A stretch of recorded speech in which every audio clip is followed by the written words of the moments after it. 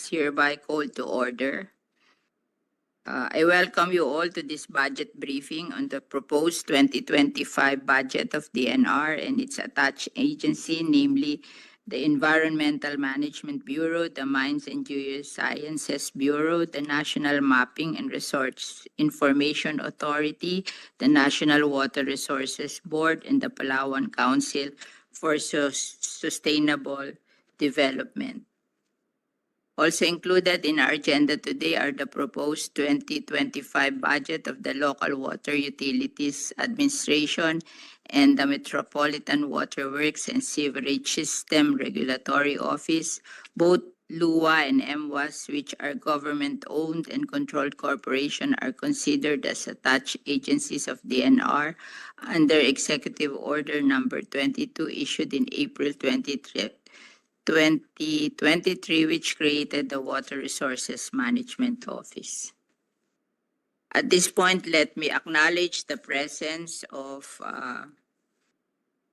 the Secretary of the Department of Environment and Natural Resources, Maria Antonio Tony Yulo Loizaga, as the head of the DNR contingent.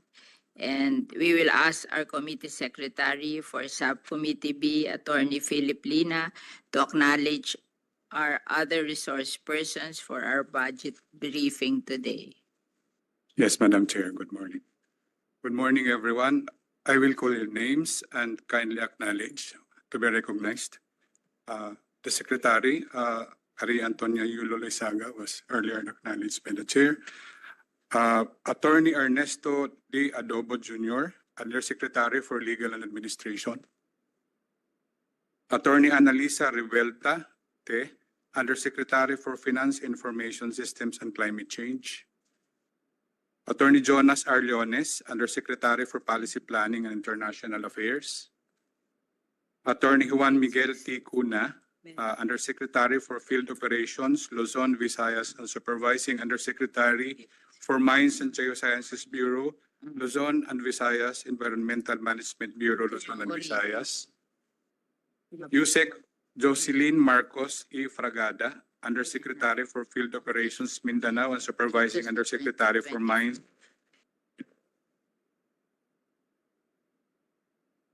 Environmental Management Bureau. Yusek Augusto de la Peña, Undersecretary for Organizational Transformation and Human Resources. Dr. Carlos Primo C. David, Undersecretary for Integrated Environmental Science. Attorney Norleto A. Eneran, Assistant Secretary for Legal Affairs and Enforcement. Bureau Directors, ASEC Jacqueline A. Kaankan, Assistant Secretary for Environment, Director of Environmental Management Bureau in concurrent capacity. ASEC OIC Assistant Director Armida Andres for the Biodiversity Management Bureau. Engineer Michael V. Cabalda, Assistant Secretary for Mining Concerns, OIC Director for Mines and Geosciences Bureau in concurrent capacity. ASEC Arley J. Adorable, OIC Assistant Secretary for Field Operations, Mindanao, in concurrent capacity, Director for Forest Management Bureau. Attorney Emeline Talabis, Director for Land Management Bureau. Miss Laura Melin E. Claudio, Director, Ecosystems Research and Development Bureau. From the attached agencies, Dr. Peter N. Chanco, Administrator, National Mapping Resource and Information Authority. From the Laguna Lake Development Authority, Engineer Emil Hernandez, OIC Assistant General Manager. Mr. Teodoro Jose Mata, Executive Director, Palawan Council for Sustainable Development. Attorney Ricky Arzadon, Executive Director, National Water Resources Board. Deputy Administrator Rosan Perez and Chairman Rooney Ong, LUWA, Local Water Utilities Administration.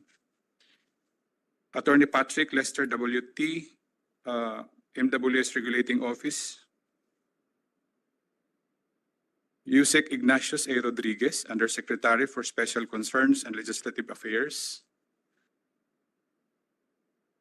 Mr. Jacob Mimban, Executive Director, Manila Bay Coordinating Office. That's all for now, Madam Chair. Thank you.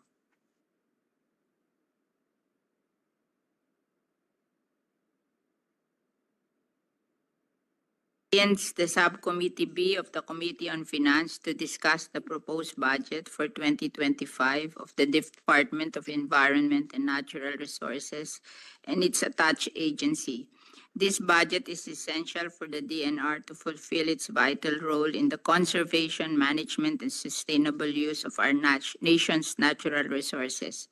The proposed 2025 new appropriations for DNR amount to 26,226,246,000 pesos. This allocation will support the operation and program of the following offices: the Office of the DNR, including its 4 staff bureau, the BMB, the LMB, the FMB, and the ERDB. Also include DNR's field offices in the regions, provinces, and in certain cities and municipalities.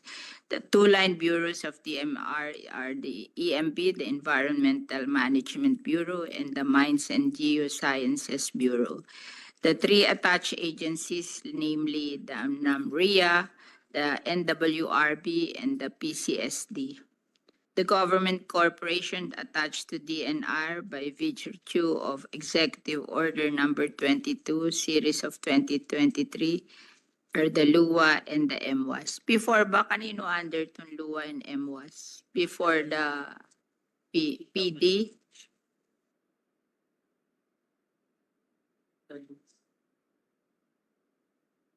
So DPWH to that. OP, the Office of the President. The MWSS was previously under the Office of the President. Lahat office. Ma'am, for LUWA po, it's from DPWH. DPWH. Yes, ma'am. And yung MWAS, We are under the Office of the President before. before you were transferred to To the DNR. DNR. We were, originally we were under the DPWH, then we were transferred to the OP, then we were transferred to the DNR.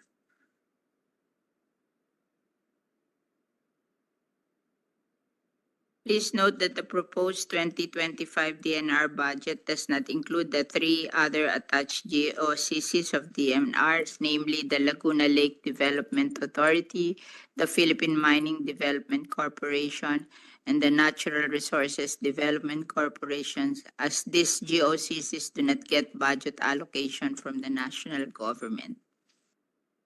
Through our deliberations today, we aim to ensure that the DNR's proposed budget for 2025 will be utilized efficiently in fulfilling the responsibilities that fall under the mandate of the DNR.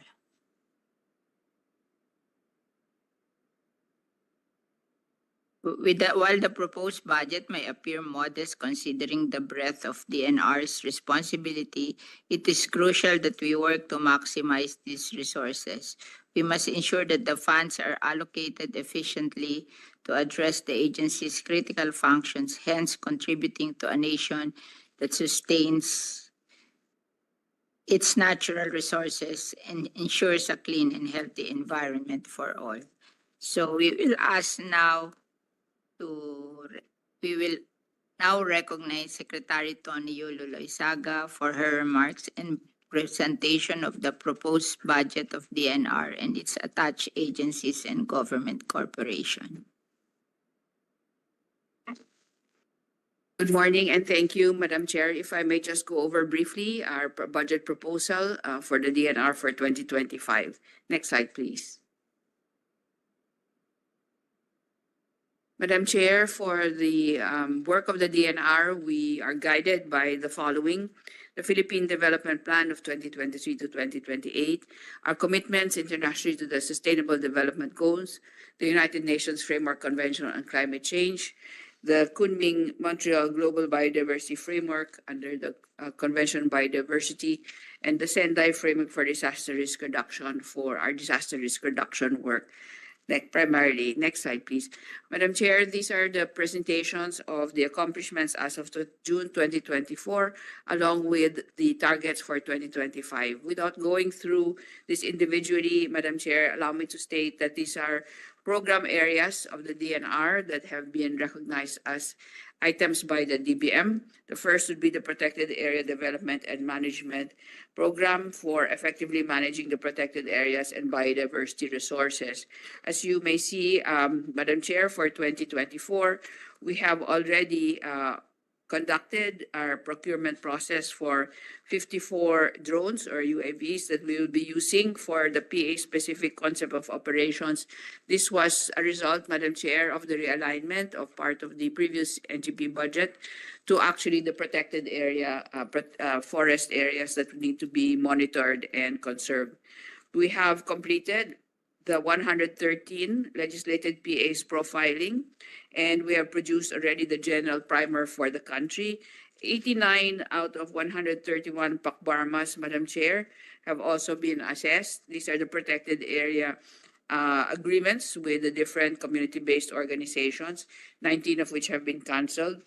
Of the 113 profiled legislated PAs, we have already mapped out, Madam Chair, 96 of them for illegal structures and issued the necessary NOVs, cease and desist orders, and notices to vacate, and have cases filed. This listing, Madam Chair, we will submit directly to your office.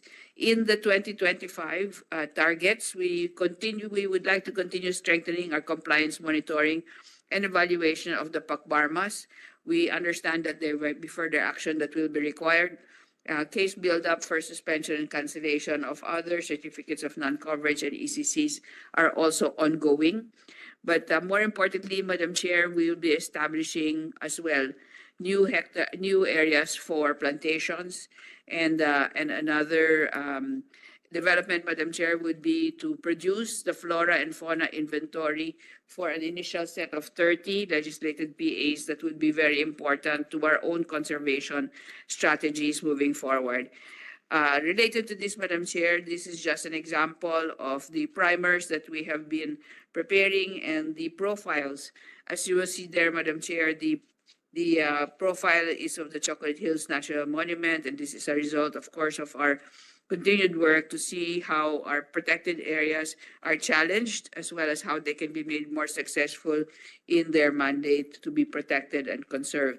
We have convened the Multisectoral Advisory Council, and we are now working on some changes, proposed changes in the constitution of the PAMBI, if we may suggest, that we will be coming up with the memos and proposals for this, and the reevaluation schemes for protected area management zoning, including the use and the designation of multiple use zones and strict protection zones. And then, of course, we will be looking at assessing the management performance of our different PAs. Madam Chair, just as a brief message, final message on this area. The challenge that we have encountered on the protected areas has been to actually inventory prior rights and any proclamations that have been issued, as well as land classifications prior to the enlisting of the PAs as legislated. And this is ongoing now for us to actually determine how the management of these areas may be made fully effective. Next slide, please. For the natural capital accounting, this is the support to the PENCAS law, Madam Chair. We are scaling up the accounting of our natural ecosystem services as well as stock, and the valuation of these services as well. So in the 2024 accomplishments, we have new ecosystem accounts developed for the following: Masinloc, Mount Matalangahan, Puerto Princesa, Cleopatra's Needle Forest Reserve, Siargao Island Protected Landscape and Seascape.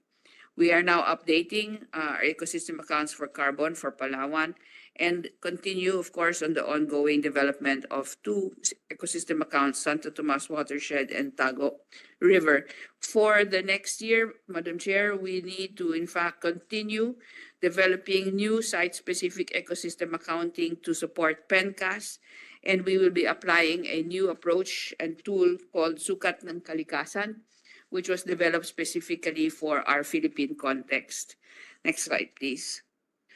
On coastal and marine ecosystems and resources management, we're looking at enhancing the resilience of our coastal and marine areas.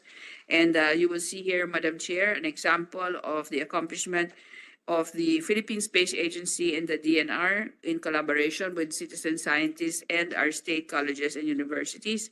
This is the first ever Philippine mangrove map that has been produced by the use of satellite imagery, citizen science, and AI. And we are strengthening as well this year 22 marine protected area networks and established as well 9 new ones. For 2020-2025, Madam Chair, we will be working on the restoration and protection of the mangrove areas within 30 provinces that are vulnerable to storm surge, and strengthening 26 existing MPANs, as well as establishing 9 new ones. As you will see, Madam Chair, we have fairly good now information and data on the extent of mangroves in the country. The next step here would be to assess the health of this mangrove system using the satellite imagery and ground truthing approaches that we have developed with the Philippine Space Agency. Next slide, please. Also in 2024, Madam Chair, we have been able to now identify the areas for the land areas for our new marine scientific research stations in the different biogeographic regions of the country. Attendant to this, we have also looked at, with our colleagues from the UP Marine Science Institute, the climate exposure of these different areas in order for us to determine what should be the research agenda as well as the action agenda for these areas. So the 5 new marine stations have been identified as to site: Punta Pari, Cagayan, Barangay Diabcong, Kasiguran, Aurora, Barangay Ngolos, Calikuan Island in Kiwan, Samar, and Barangay Lumban of Bisagun in Zamboanga del Sur, and Kawas Alabel in Sarangani Province. There will be 2 co-managed private sector with the private sector and academe, Madam Chair, one in El Nido, Palawan, and one in Pag-asa Island as well. And then we will be upgrading the stations in Snake Island, existing already, and to Bataha Reef Natural Park, Madam Chair. Next slide, please. On wildlife protection and conservation, we are strengthening the habitat restoration, captive breeding programs, hopefully to be developed for each, and the enforcement of wildlife protection and conservation. The 5 species you see, Madam Chair, here are the 5 species that received species-specific funding for our GAA in 2024, the Philippine eagle, the tamarao, Palawan kakadu, the dugong, and marine turtles. We are now working with our conservation partners in the NGO community, as well as private sector partners, in order to enhance the conservation of these species, along with others that have been identified by the Biodiversity Management Bureau. Specifically, Madam Chair, the pangolin and the crocodile will be added to this list in the following year, in 2025. However, we are still challenged in terms of the number of species that are threatened and vulnerable, numbering to about 2,000 flora and fauna species.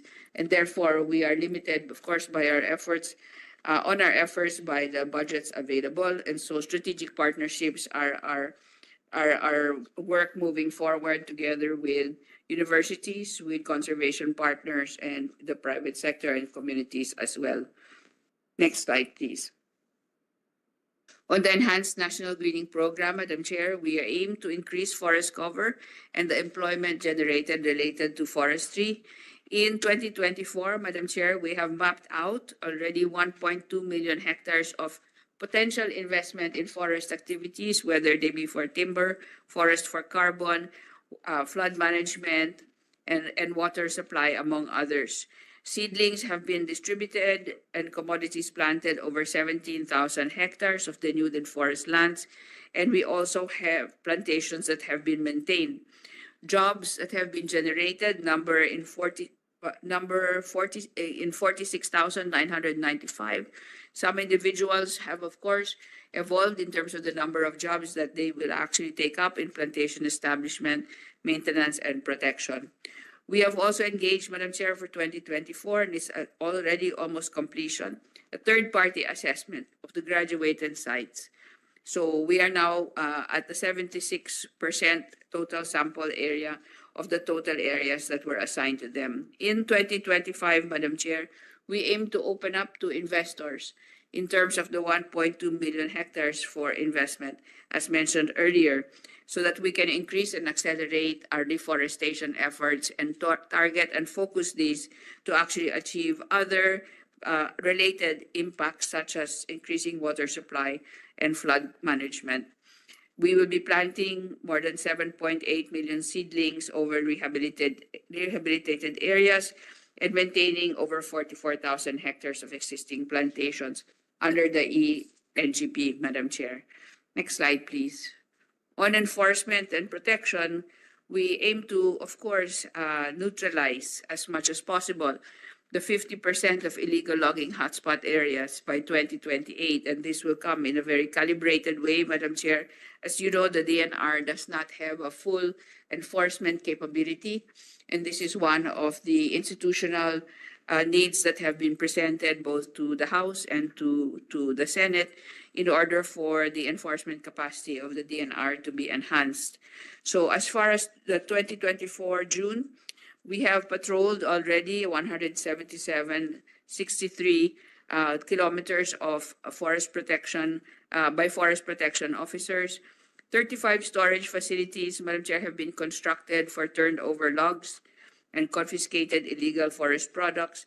We have also established fire lines, Madam Chair. This year, we experienced extensive fires in the Benguet area, and this is always a challenge when we have an El Nino year. And then we have also apprehended 6.4 million board feet of undocumented forest products, including logs and lumber. Madam Chair, I should say that among the logs and lumber that have been apprehended and can be released, we are also sending a good number of these in the north to our countrymen in Batanes who will be needing reconstruction in the aftermath of the last typhoon. So for 2025, we hope to enable another patrolling of another 108,348 kilometers by our forest protection officers, safeguarding of the new storage facilities, and we will be working closely with the Dept and TESDA and other government agencies to see how this lumber might be put to good use. Firefighting tools and PPEs are among the investments for 2025, and the assessment of the illegal logging hotspots all the way to reach our targets for 2028. Next slide, please. On integrated water resources management, Madam Chair, we aim to achieve food, energy, and water security, and of course, maintain the ecological integrity of our water systems and watersheds, and resiliency against the water hazards related hazards that are enhanced, of course, by climate change. What we have done here, Madam Chair, is worked very carefully with other agency partners. You will see here on the map actually a collaboration that is evolving with the Department of Energy, wherein with the mapping of all the surface water bodies in the country, we're also able to identify potential hydropower sources and of course multipurpose dams as well. So 2 policies have been issued by and spearheaded by the WRMO, the Water Resources Management Office. One was the Unified Resource Allocation Framework for Water and Program Convergence Budgeting for Water Projects. We are also able to identify, Madam Chair, that around 11 unserved barangays in the uplands and islands were also provided with ongoing, and this is now ongoing, water supply systems for drinking water. 100 letters of interest, Madam Chair, were the result of an outreach to the private sector and development partners to develop water resources that were identified given the mapping that has been completed of all the surface water in the country. So the potential areas for hydropower, irrigation, renewable energy were all part of the related impacts of this work that has been completed by the WRMO. In 2025, Madam Chair, we hope to service 10,000 households for their level 3 water supply, 2 provincial scale bulk water programs that will be worked on with the PPP and the council. 10 isolated barangays additionally will be provided with drinking water supply systems, and 10 water districts, hopefully for optimization and efficiency and conversion to solar power as the source of power. We also aim to complete a nationwide mapping of our groundwater resources, Madam Chair. Next slide, please. On land management and governance, the aim here would be to ensure economic growth and sustainable land use, improve tenure security and the socio-economic conditions of local communities, improve foreshore area management and potential areas for investments. So our accomplishments, Madam Chair, for 2024 number in 1,428 special patents for school sites, housing, LGUs, and national government agencies. 27,584 agricultural and 27,805 residential free patents have been issued. 72 agreements and 90 permits covered by foreshore lease agreements were also issued. I should also add, Madam Chair, this is the first year we have a comprehensive listing of foreshore lease agreements by the central office. Initially, in the previous years, these were actually decentralized, and so we now have the capability to map out all of these foreshore lease agreements. And there was ongoing foreshore delineation in 16 barangays in regions 1, 3, and 5. For 2025, Madam Chair, we aim to improve land tenure security by issuing additional special patents for school sites, housing, LGUs, and NGAs, and additional agricultural and residential free patents numbering in over 8,000 each. We are profiling idle government lands and patrimonial properties for government projects in collaboration with other government agencies. We will be delineating foreshore areas in 215 barangays, and we are targeting a revenue from the foreshore lease agreements of 692 million pesos. Next slide, please. For mineral resource development, we are very aware that the contribution of the mining sector to GDP is only at 0.53 of 1%, and we hope that in fact at this point we will be able to contribute more by the end of 2024. We are now directly employing this sector about 235,661 persons. However, in related industries, the estimate by some private sector organizations is that the total employment, direct and indirect, reaches around 800,000 to 1 million individuals. Our production values are as presented, Madam Chair, in terms of the production value for first semester of 119.6 billion, total exports in US dollars of 3.544 billion, and taxes and royalties in Philippine pesos of 2.5 billion. We have issued and we aim to issue mining permits to responsible mining companies and other parties. In 2025, the target would be at around 4,211, possibly, given the evaluation of these applicants. And the mining permits and contracts monitored as to compliance, we are targeting 715 operations, and that will bring us to about 61.4 million in terms of budget requirement. Next slide, please. So in terms of resources development, Madam Chair, as of June 2024, we are really at a point where only 30% of the country's lands of high mineral potential, with 8.26 high mineral potential areas only explored and operated.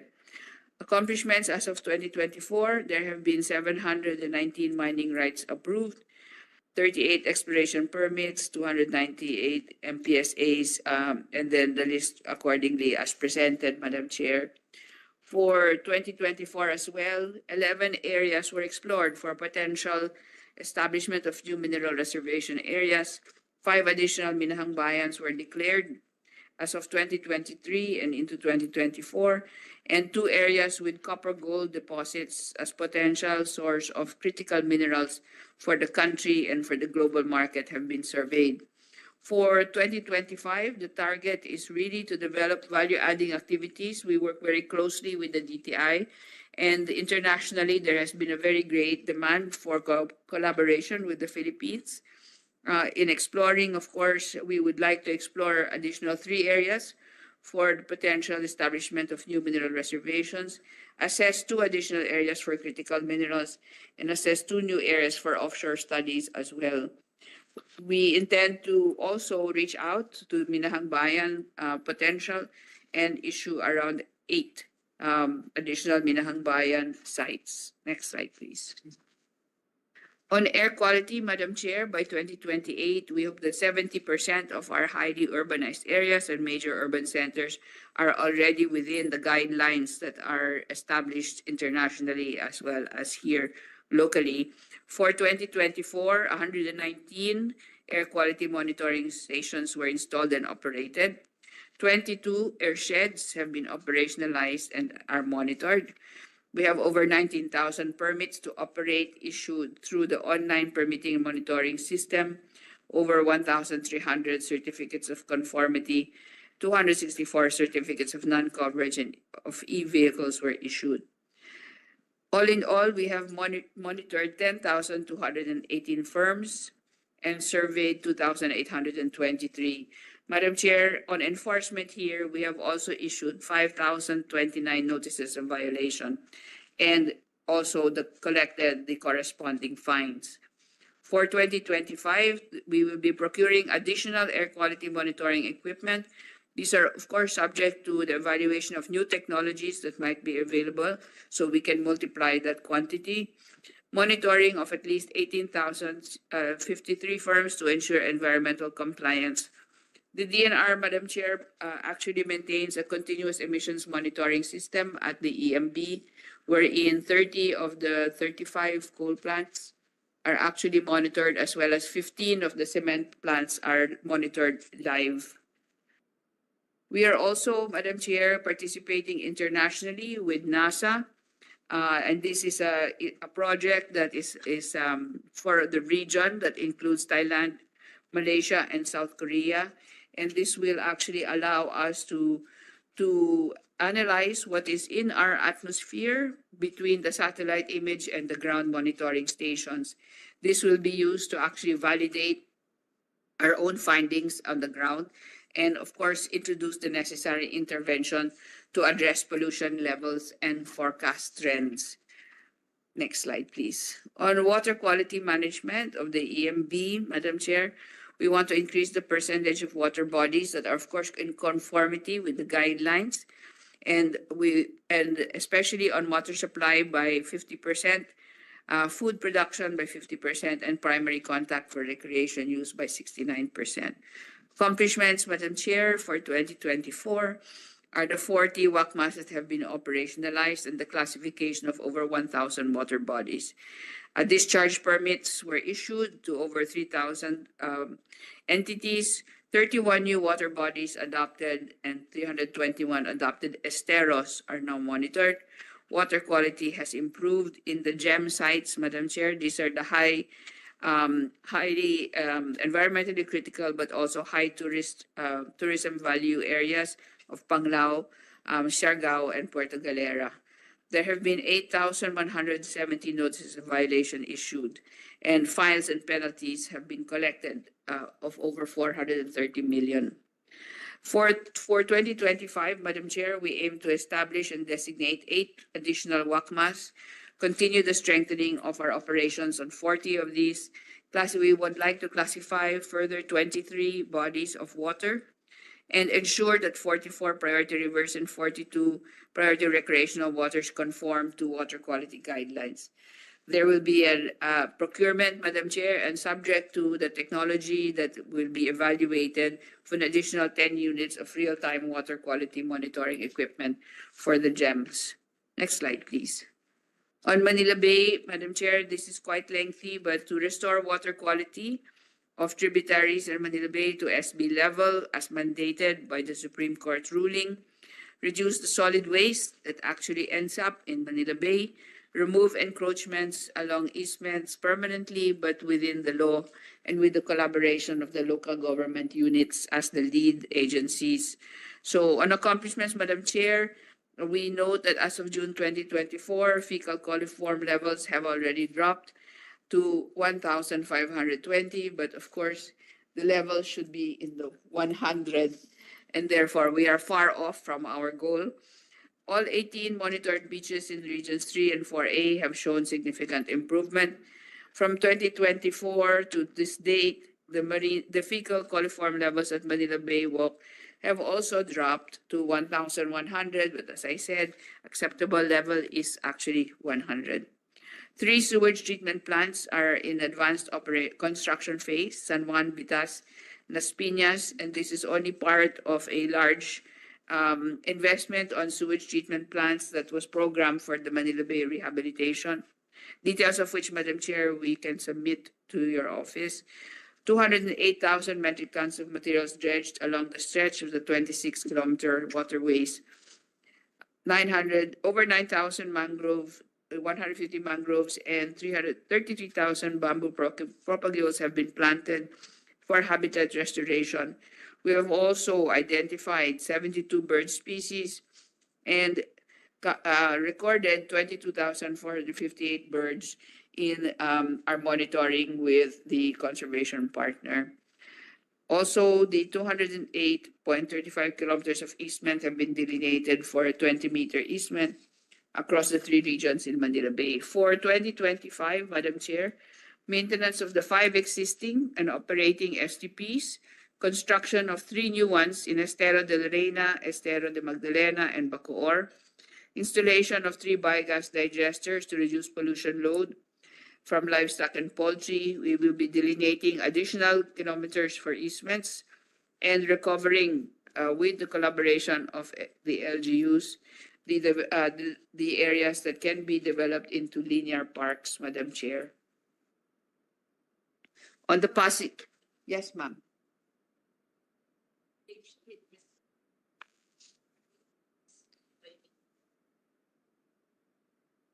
And owned by Kasi sa amin, Las Piñas may owned by Maynilad.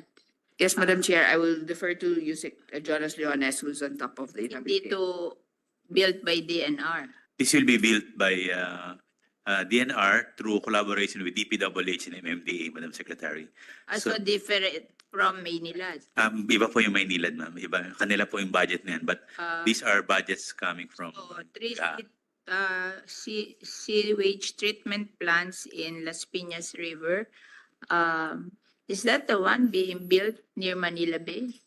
Yes, ma'am. Yes, That madam. one? We have existing 2 treatment facility in Abad and Libertad Channel, and ongoing construction advance is Las Piñas, San Juan, and Navitas, Madam Chair. Can we inspect that? You ask your people to bring me there. Yes, ma'am. We will do that, ma'am. Thank you. Thank you, Madam Chair. This reclaiming of easement, is this being done by DNR? Yes, madam. reclaim What we're doing here, Madam Chair, is that our field operation, NCR, Region 3 and Region 4A, are the one delineating the violations of easement. And we refer this to DPWH, LGU, and MMDA for information and further actions on how they can recover the It's not easements. the one doing it. We are not the one. What we are doing, Madam Chair, is just to delineate the violations for easements, Madam Chair. Kasi I have never heard of any DNR doing the reclaiming of easement. So I thought that if you are doing this, or you're just showing them what to. Yes, ma'am. Yes, Madam Chair. We are submitting the results of our survey to the DPWH, MMDA, and local government unit. Where will you build this sewage treatment plant in Bacoor?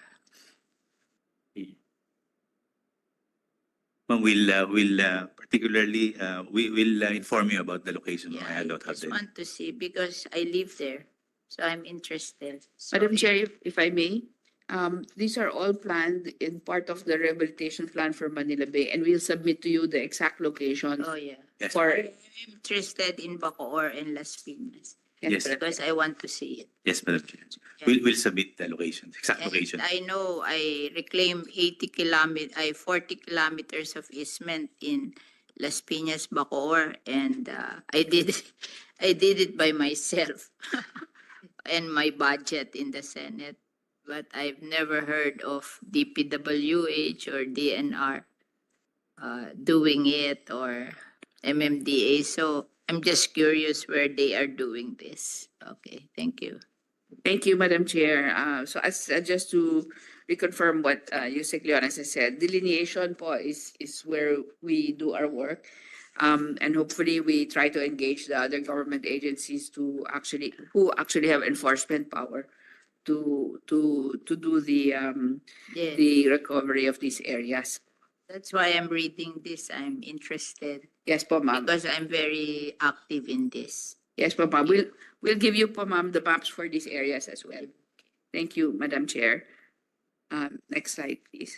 On the Pasig River rehabilitation, Madam Chair, as we know, 27 kilometers, this river is 27 kilometers and connects Laguna Lake to Manila Bay. And it covers 3 major tributaries and 46 minor tributaries po. And along the way, there are multiple esteros and other bodies that are all linked to it.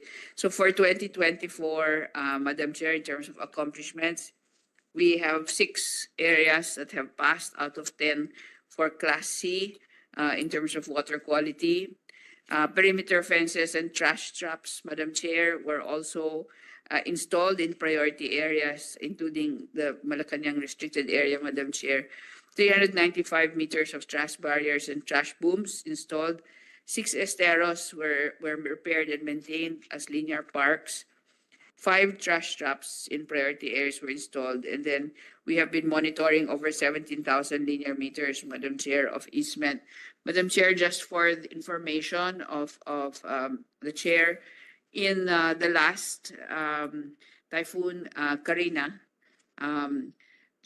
solid waste collected in this area, NCR, and the surrounding areas amounted to over 833,000 kilos of solid waste were collected from these areas, both from, of course, the inland as well as what were coming in by the bay. So the solid waste issue, Madam Chair, is really the most paramount for us in terms of water quality, but also in terms of flood management. Yes. Yes, Madam Chair. So, Actually, you have to do it every day yes, Madam Chair. to So, solve it. You know, we're doing it every day and there's still a problem.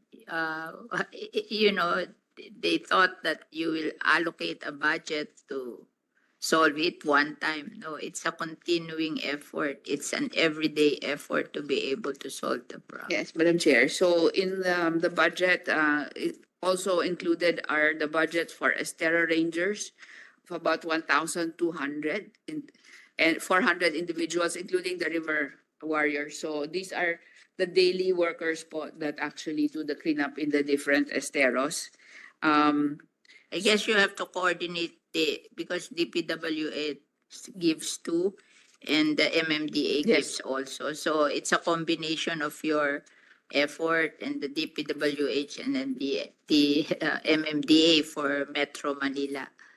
But I guess you cannot do it alone. Yes, You have Madam to have a joint effort there because in our river, it's the 3.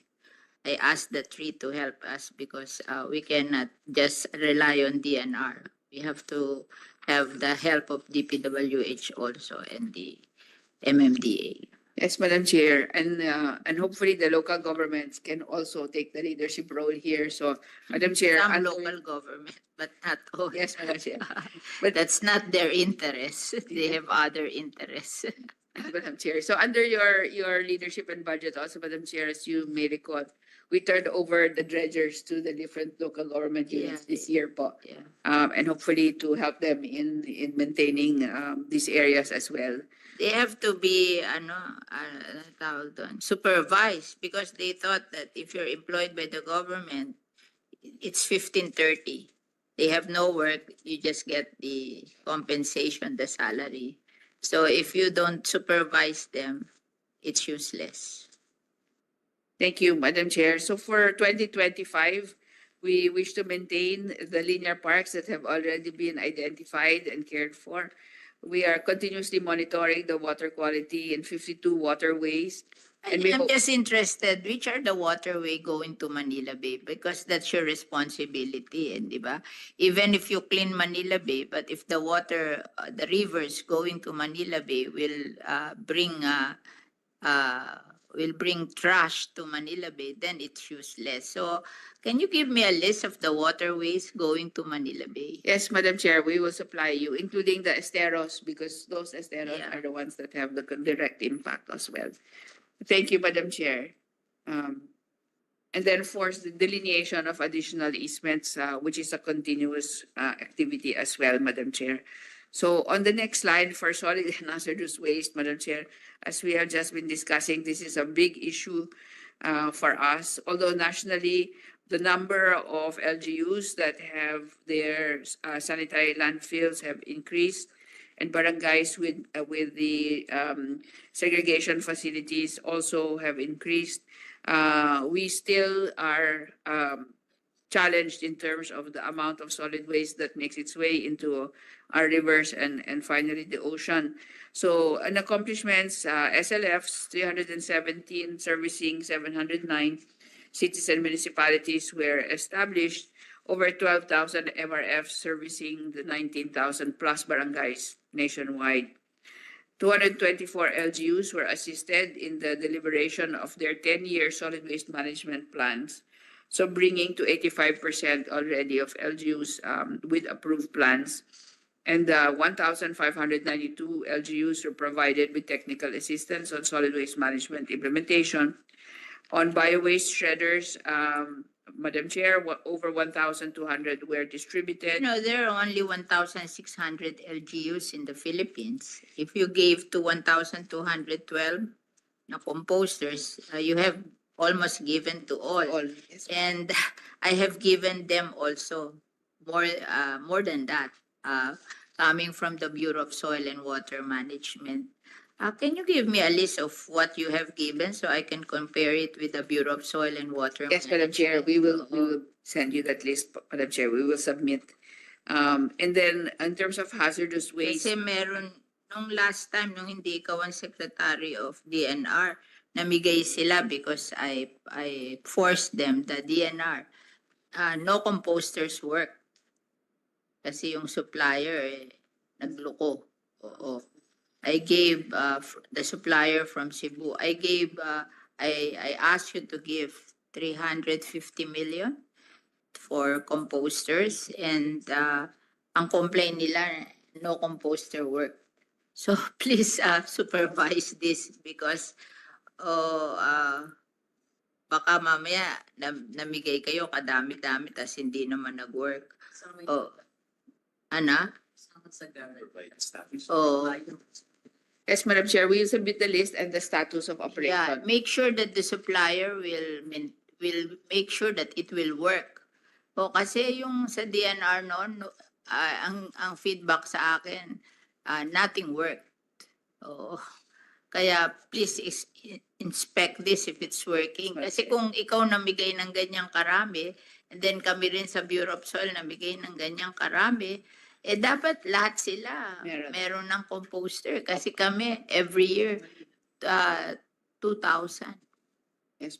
2,000 composter. Kayo nakalagay dito 1,300, 1,200.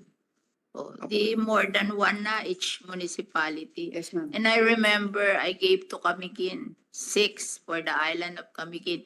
Ito yung makikita ko yung gobernador, dun siya tuwan-tuwa of all the things that were given to them. Dun siya tuwan-tuwa sa composter kasi libre na daw ang fertilizer nila. 6 composter lang yun. Ito niya ako makikita, dun siya nagpapasalamat, hindi siya nagpapasalamat on other things na ibinigay sa kanya, dun siya nagpapasalamat. Kasi I have been doing it since 2002. In Las Piñas, I have 89 composter. I never asked from government. I gave it to them out of my own resources. And tuwan-tuwa ako kasi ang dami-dami kong organic fertilizer. Oh, ipinapackage ko ng 25 kilos a sack. And then pinamimigay ko sa mga tao para hindi na sila bibili ng fertilizer. And masayang-masaya sila. And malinis pa bayan namin. And we reduce yung sinasabi mo dito na landfill. we only sent to our landfill in what you call the San Mateo Rizal 20% because we recycle already 3/4 of our waste. Yung composter 50% yan ng waste eh. Tapos yung plastic 15% yan eh. Tapos yung paper 15% kasi nabibili yan eh kasi yung nagre-recycle ng waste paper sa Pampanga, sabi niya sa akin, kilala ko kasi siya, even if we sell their company, all our waste paper, they still import waste paper. And then yun namang plastic, I turn them into school chairs in our city. So yun, yung soft plastic yun. Yung hard plastic, yung PET bottles, nagtayo na ang Coca-Cola, di ba, sa Gentry ng recycling of PET bottles. And they're afraid that they will not have enough PET bottles to justify their investment kasi ang laki na ininvest nila doon. Eh. Oh. So, pag ikaw ay nag-composter, unti mo 50% of your waste, you don't have to throw. Di tapos ang problema mo sa landfill, di ba? Hindi ka hirap na hirap magtayo ng landfill. Oh, and then the local government will save. We save 300 million a year because we are recycling. Oh, 300 million a year. Kasi a typical city in Metro Manila will spend 400 minimum. Yung malalaki, mas malaki pa. And we save 300 million a year. So this is really a very good project. And I hope that if we give out composter, it will be working. Kasi baka mamaya mag-i-invest tayo tapos pagdating sa kanila, it won't work. Oh. So I hope you will supervise this so they will work. Yes, Madam Chair. Thank you, Madam Chair. So for 2025 po, we will continue to provide technical assistance and the monitoring of the LGUs that have been approved, whose SWM plans have been approved. We hope to close and rehabilitate certain dump sites whose time is due, and of course establish more landfills that are sanitary if we may, and increase the MRFs, Madam Chair, in order to also assure that the diverting for the use of composting material po, Madam Chair, as you have suggested, will happen. We are also looking to procure 22 units of methane gas analyzers for our sanitary landfills, Madam Chair. This will also help us in monitoring for our greenhouse gas inventory of the country in terms of what methane we are actually producing from the SLFs. Again, continuous monitoring of registered hazardous waste generators that are over 15,000 and 198 registered transporters of hazardous waste as well. 173 registered hazardous waste treatments and storage facilities are also going to be monitored quite closely, Madam Chair, in terms of our solid waste management work and programs at the DNR. Madam Chair, yes. I just want to remind you what we talk about, that you will teach us how to get this carbon credit. Yes, Madam Chair. Kasi ako pa noon ko pa gusto mag-aral how to get carbon credits because I think I have many projects that can qualify for carbon credit. Ang maganda dito, kung makakuha ka ng carbon credit at bayaran ka, magagamit mo uli para dun sa same projects to enhance your project. Yes, ma'am. So I'm very interested in this and I hope someone from DNR will teach me Yes, Madam about Chair. this carbon credit. Yes, Madam Chair. We'll arrange that right away. Yeah. Thank you, Madam Chair. So, Madam Chair, additionally on the solid waste management, the implementation, Madam Chair, of your legislation, the Extended Producer's Responsibility Law, we have issued several DAOs already for the implementing rules and regulations, the IRR, then compliance reporting and audit guidelines. We've established the EPR portal, so for the registry system of all the obliged enterprises. So, Madam Chair, as mentioned yesterday, we have now 947 entities.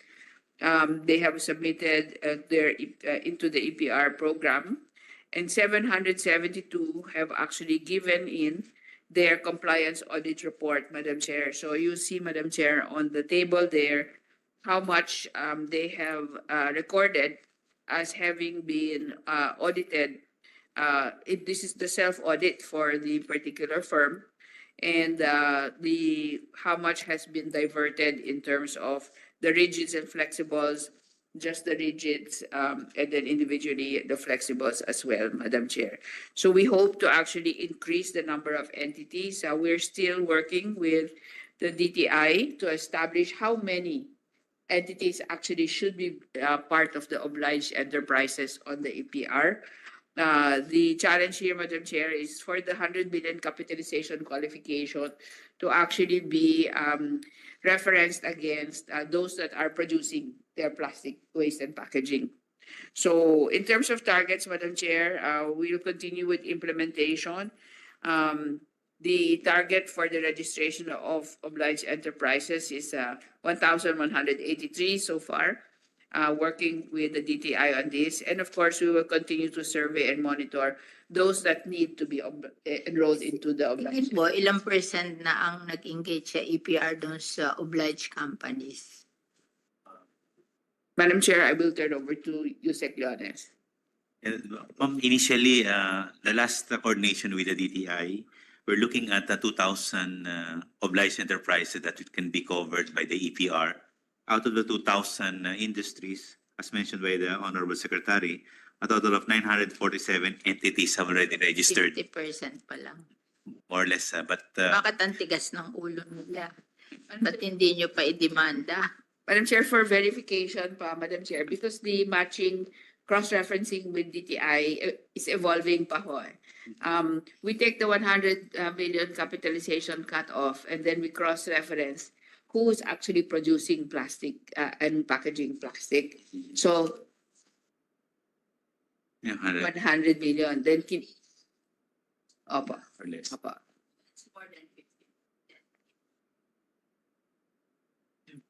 Yes po, ma'am. Yes po, ma'am. Yes, Madam Chair, we will. Yes, Madam Chair. We will submit pa, Madam Chair. And what's very encouraging, Madam Chair, is we have most of the fast-moving consumer goods companies are already enrolled and also submitting. Yes, Madam Chair. So our multinational are the ones who are doing this, yung mga sachet. So hindi naman tayo bago. We legislated it first in Asia, but in Europe they have been doing it. So I copied their model in Europe. So they know, kasi marami dyan, mga first world country ang owner. They know. It's just that they're not doing it in our country. But now they are doing it. Yes, Madam Chair. And actually, Madam Chair, part of our grant from the EU on the green economy for the Philippines program, which is a 60 million euro grant, is actually devoted to the implementation, ensuring of the EPR implementation po, Madam Chair. Next slide, please. Madam Chair, as part of the work of the Mines and Geoscience Bureau, there is a geohazard mapping and groundwater vulnerability assessment also ongoing. And so what we are wanting to report for June 2024, there have been 118 cities and municipalities that have been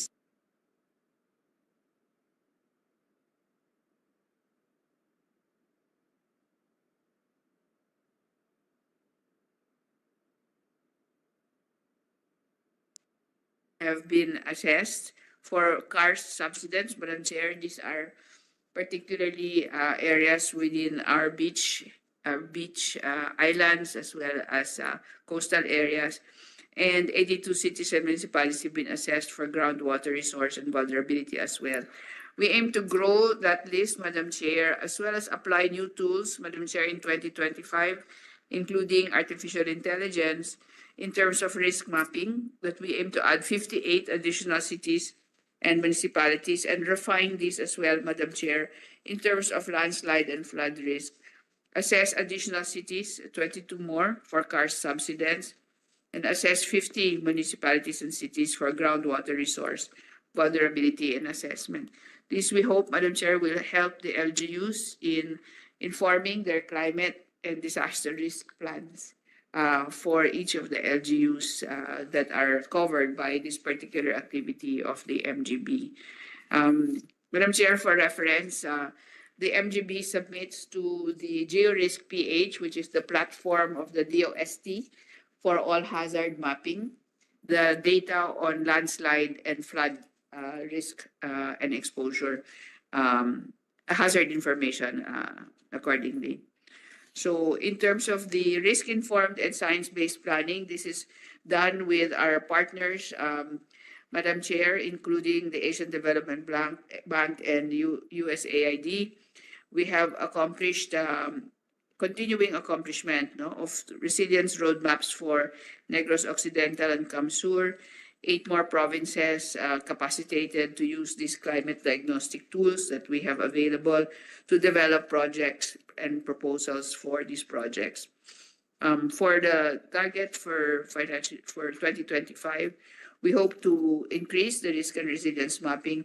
And this is done, Madam Chair, in collaboration with many partners in 4 provinces that are exposed to climate impacts.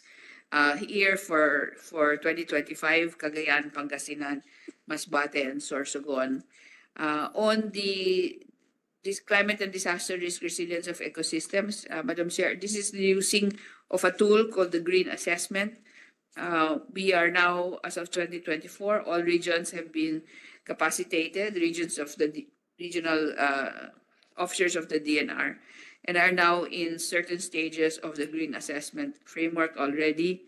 Some pilot activities have been conducted and 2 post-audit green recovery plans have been developed.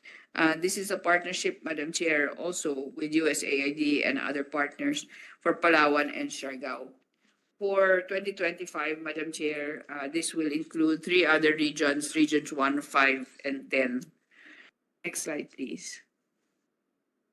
So, Madam Chair, in terms of the climate work that has been developed now in the DNR, the implementation of the National Adaptation Plan of 2023 to 2050 and the Nationally Determined Contributions Implementation Plan, respectively for adaptation and mitigation of climate change, have now already been kicked off.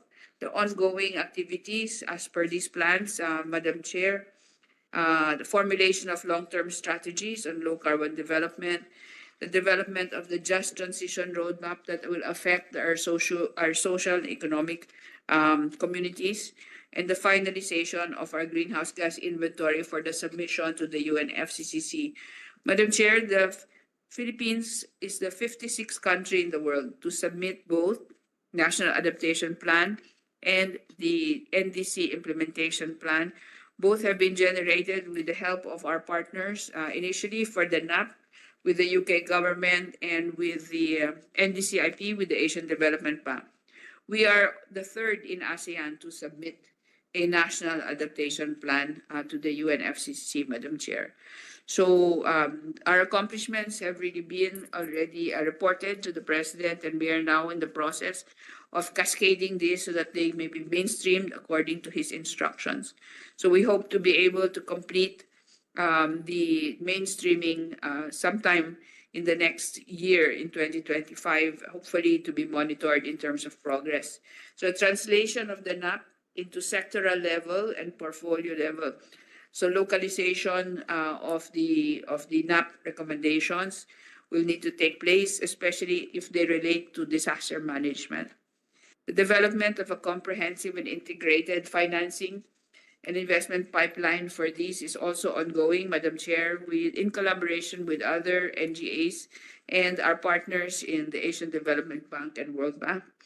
The implementation of waste sector and industrial processes and product use sector policies and measures also related to our greenhouse gas emissions, Madam Chair, and the updating of our nationally determined contributions. Next slide, please. So, Madam Chair, if you recall, in 2020,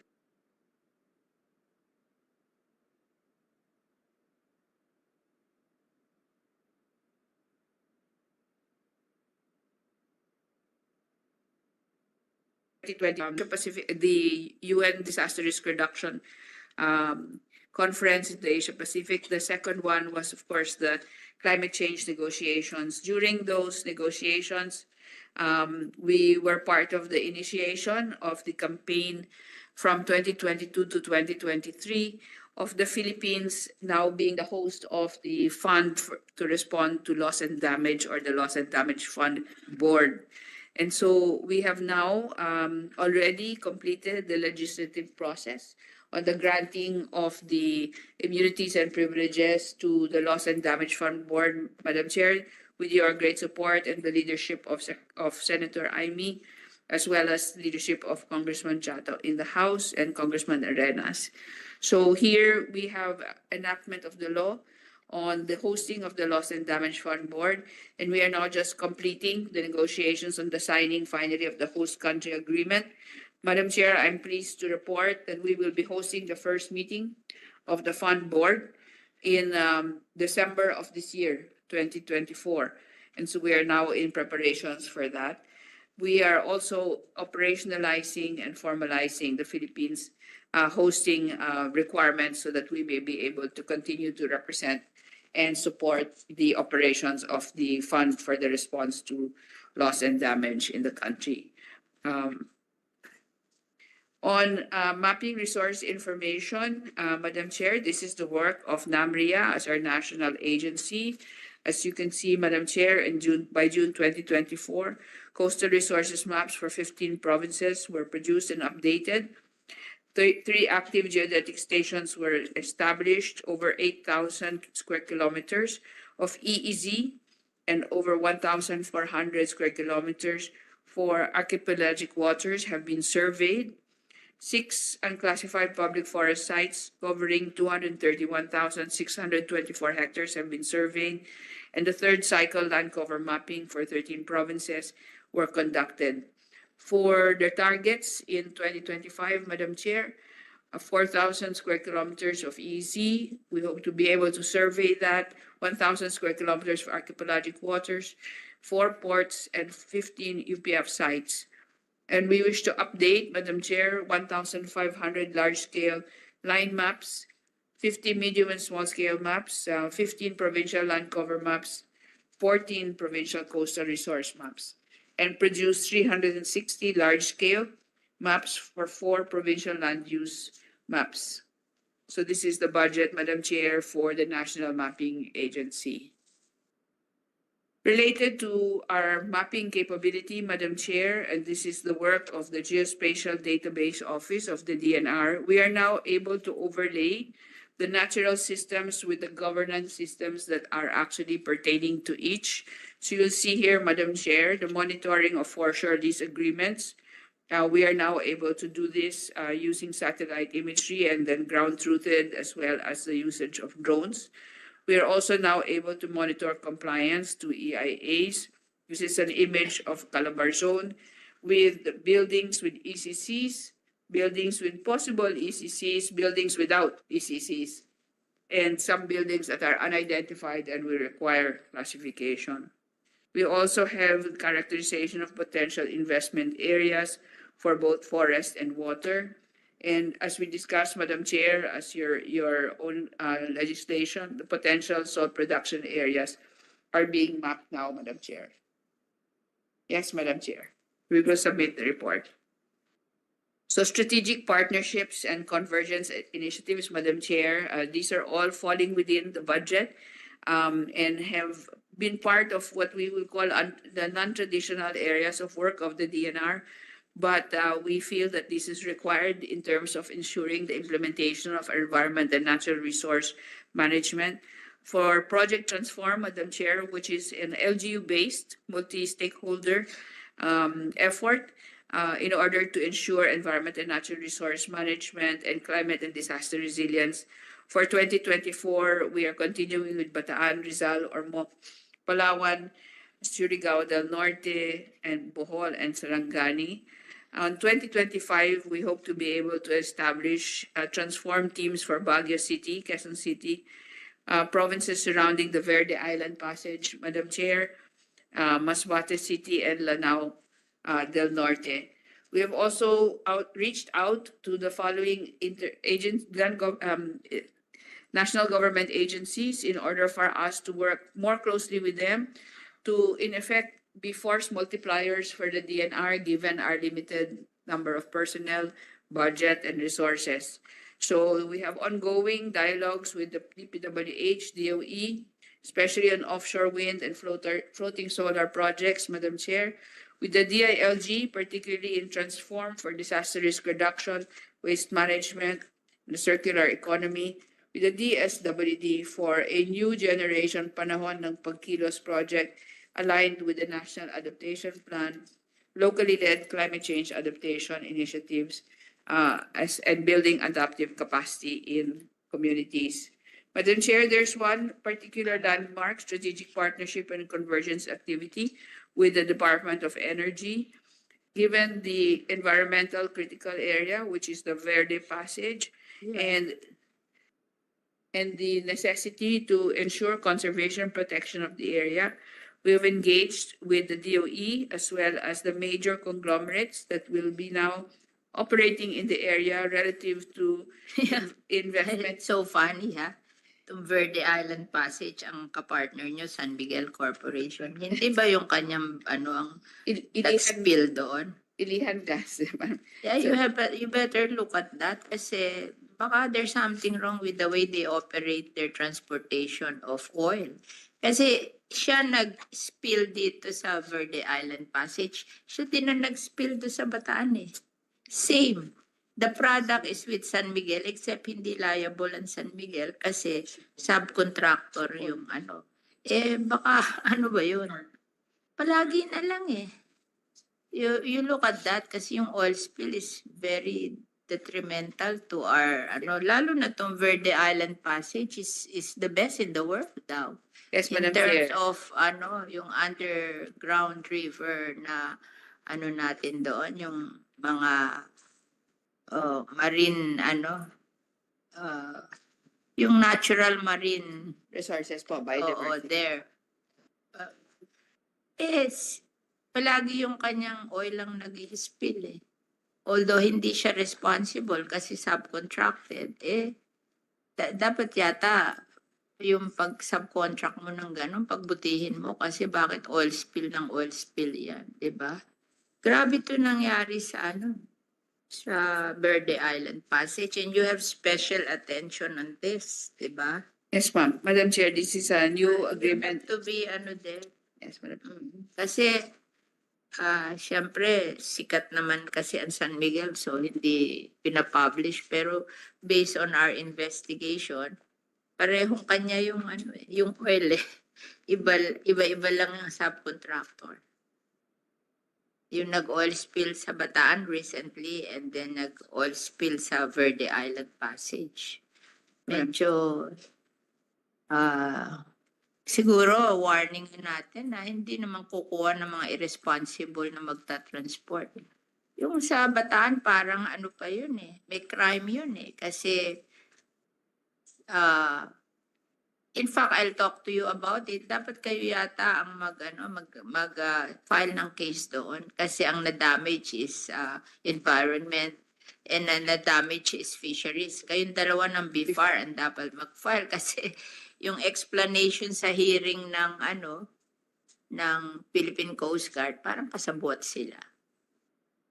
Nung mag-hearing kami, tapos yung explanation nila, parang kasabwat sila, nakakaawa naman yung ating environment at ang ating fishery sector. Kaya gusto ko ang mag-file na ng case doon yung ating DNR at saka yung fisheries, BIFAR. Huwag na ipabahala sa kasali sila doon yung Philippine Coast Guard, yung mga explanation nila nakakatawa.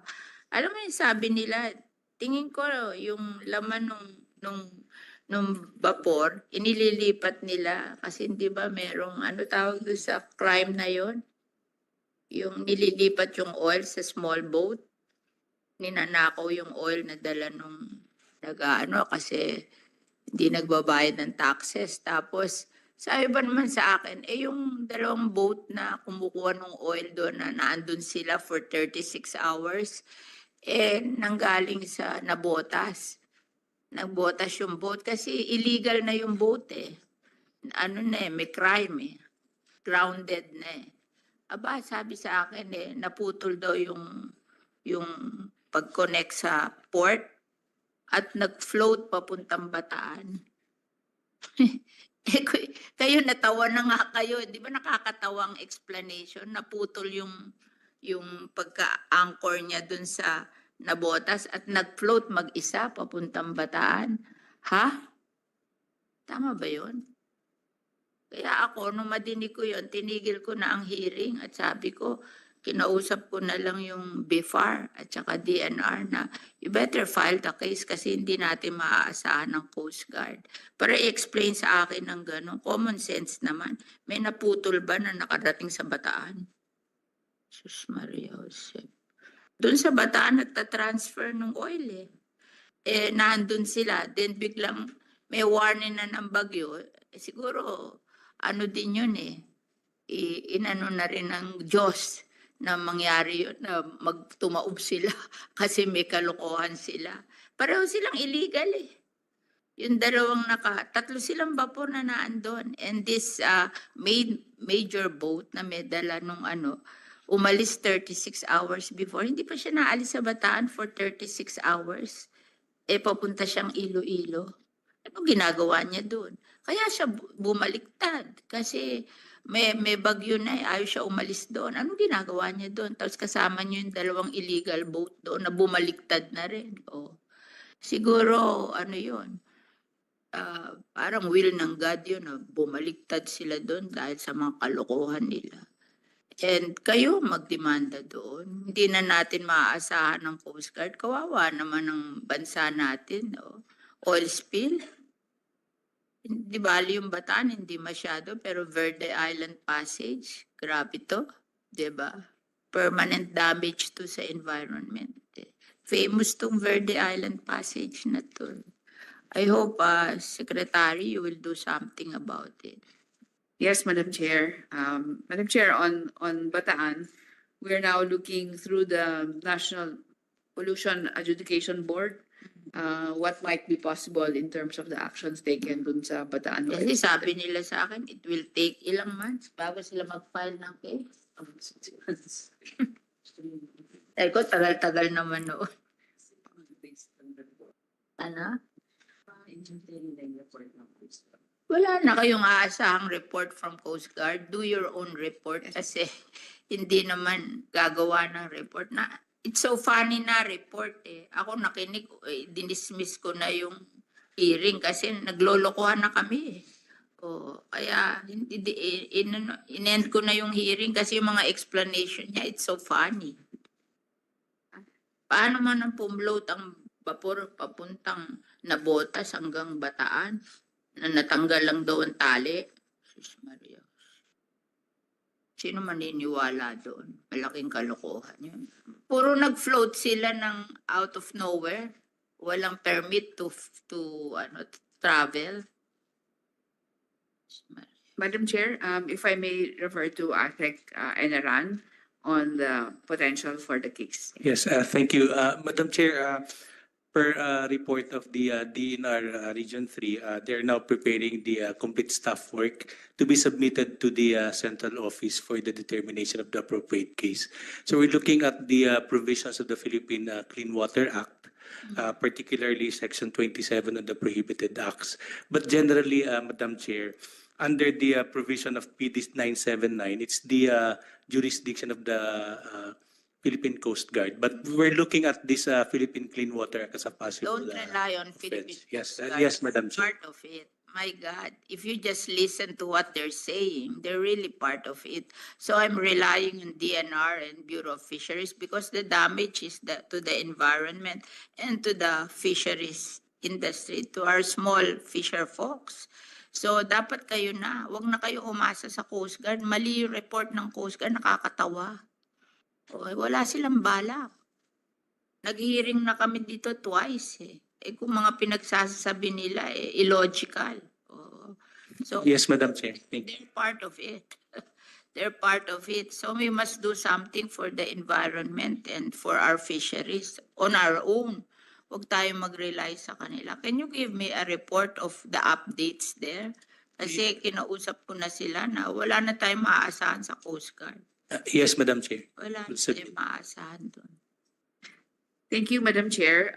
Perhaps for just to emphasize on the Verde Island process, Madam Chair, there are several partners that are involved right now in the infrastructure projects that will be related to our energy transition work with the DOE in terms of developing LNG infrastructure.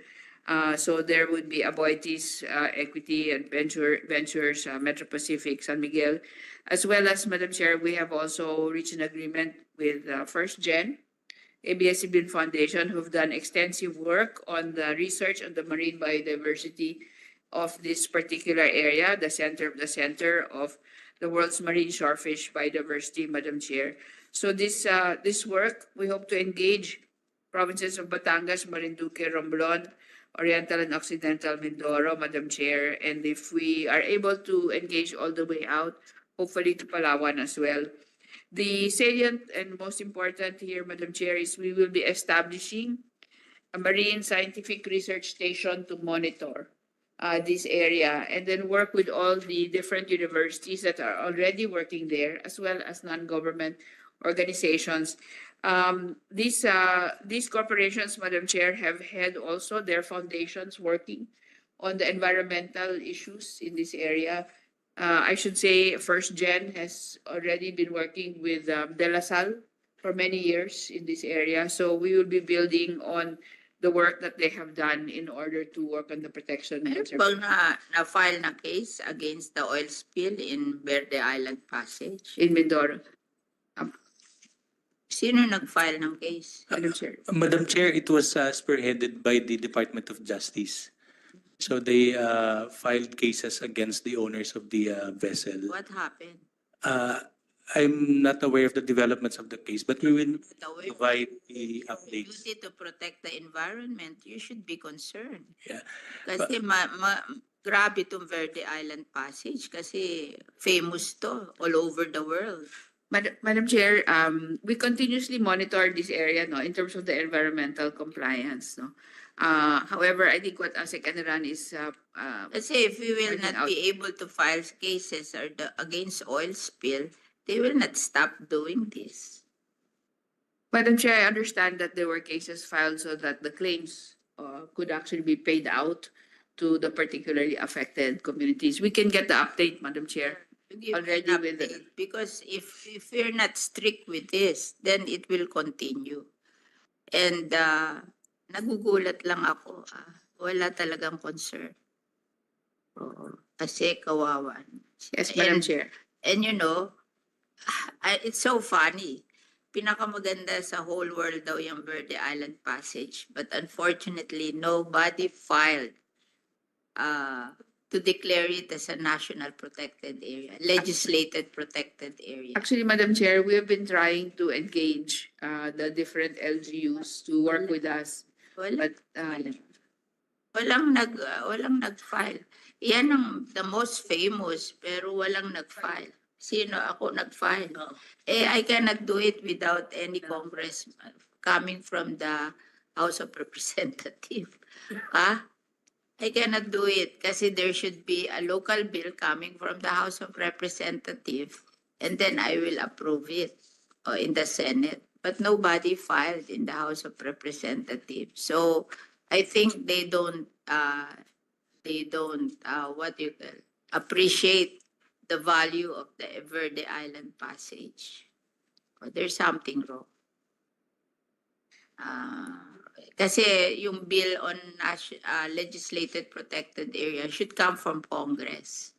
And I just, after they submit it to me, I pass it in the Senate. And wala. Nag-file ako sa Senate, but that a bill from the Senate will not be enough. And besides, the procedure is it's a local bill. And then they have to submit it to the Senate so I can approve it in the Senate. Yes, But nobody filed. How come? Madam Chair, we have been, Eh, maybe, sinasabi mo dito, you will establish this Marine Science Biological Research Station with facilities to make the provinces of Batangas, Marinduque, Romblon, Oriental, and Occidental Mindoro appreciate their gift from the Lord.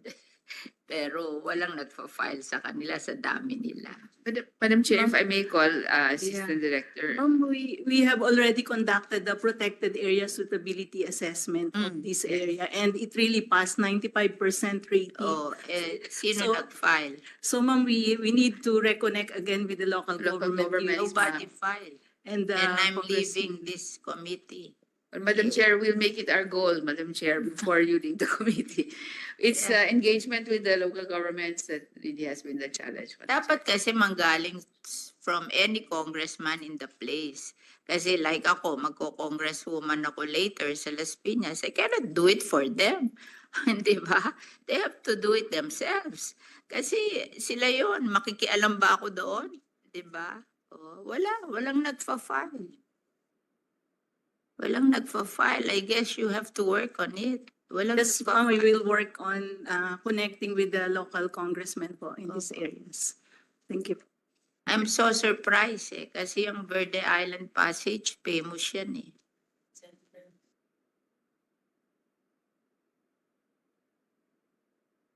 Thank you, Madam Chair. We will endeavor to accelerate the work, hopefully, Madam Chair, before you step down. We can do something. But the challenge is really at the local level, and we are trying to pull different stakeholders, including Ikaw nga, the- nagtatayo ka doon ng special station because you know its importance. Eh, how come it cannot be legislated as a protected area? Yes, Madam Chair. Siguro dapat wag na padadaanin yung mga oil doon, paiwasin na sa Verde Island Passage. Siguro naman makakahanap kayo ng other route other than that. Kasi kung palagi mag-oil spill doon, kawawa naman yung Verde Island Passage, di ba? Wala naman silang pakialam kung mag-oil spill sila eh. Kasi itong mga nagta-transport ng oil, parang maliliit na kumpanya na na pag nahuli, pag nagumawa ng kalokohan, sasara lang yung kumpanya para wala nang responsibility. Hindi nga nila sinama sa rule yung may-ari nung product na tinatransport. Eh. Diba? Thank you, Madam Chair. We'll be guided accordingly. Madam Chair, so on the last page for us in terms of the ongoing activities of the DNR for 2024, Madam Chair, just to recall, the other opportunity that we had to represent the country in 2022 was the Asia Pacific Ministerial Conference on Disaster Risk Reduction of the United Nations. And so, Madam Chair, as you may recall, we will now be hosting this APM-CDR 2024 conference. It will begin next week, and we have over 4,500 registered participants, Madam Chair, and we are grateful for your participation in the plenary, Madam Chair.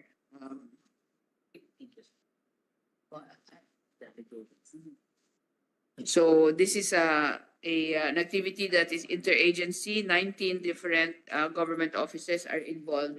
The DNR was instructed by the president to lead the organization of these, and so we have been working with our partner, the Defense Department and the Office of Civil Defense, we are co-hosting this particular ministerial conference, Madam Chair, next week. The head of the UNDRR has arrived from Geneva last night. And so we expect to commence official meetings very shortly. So, Madam Chair, on the final page,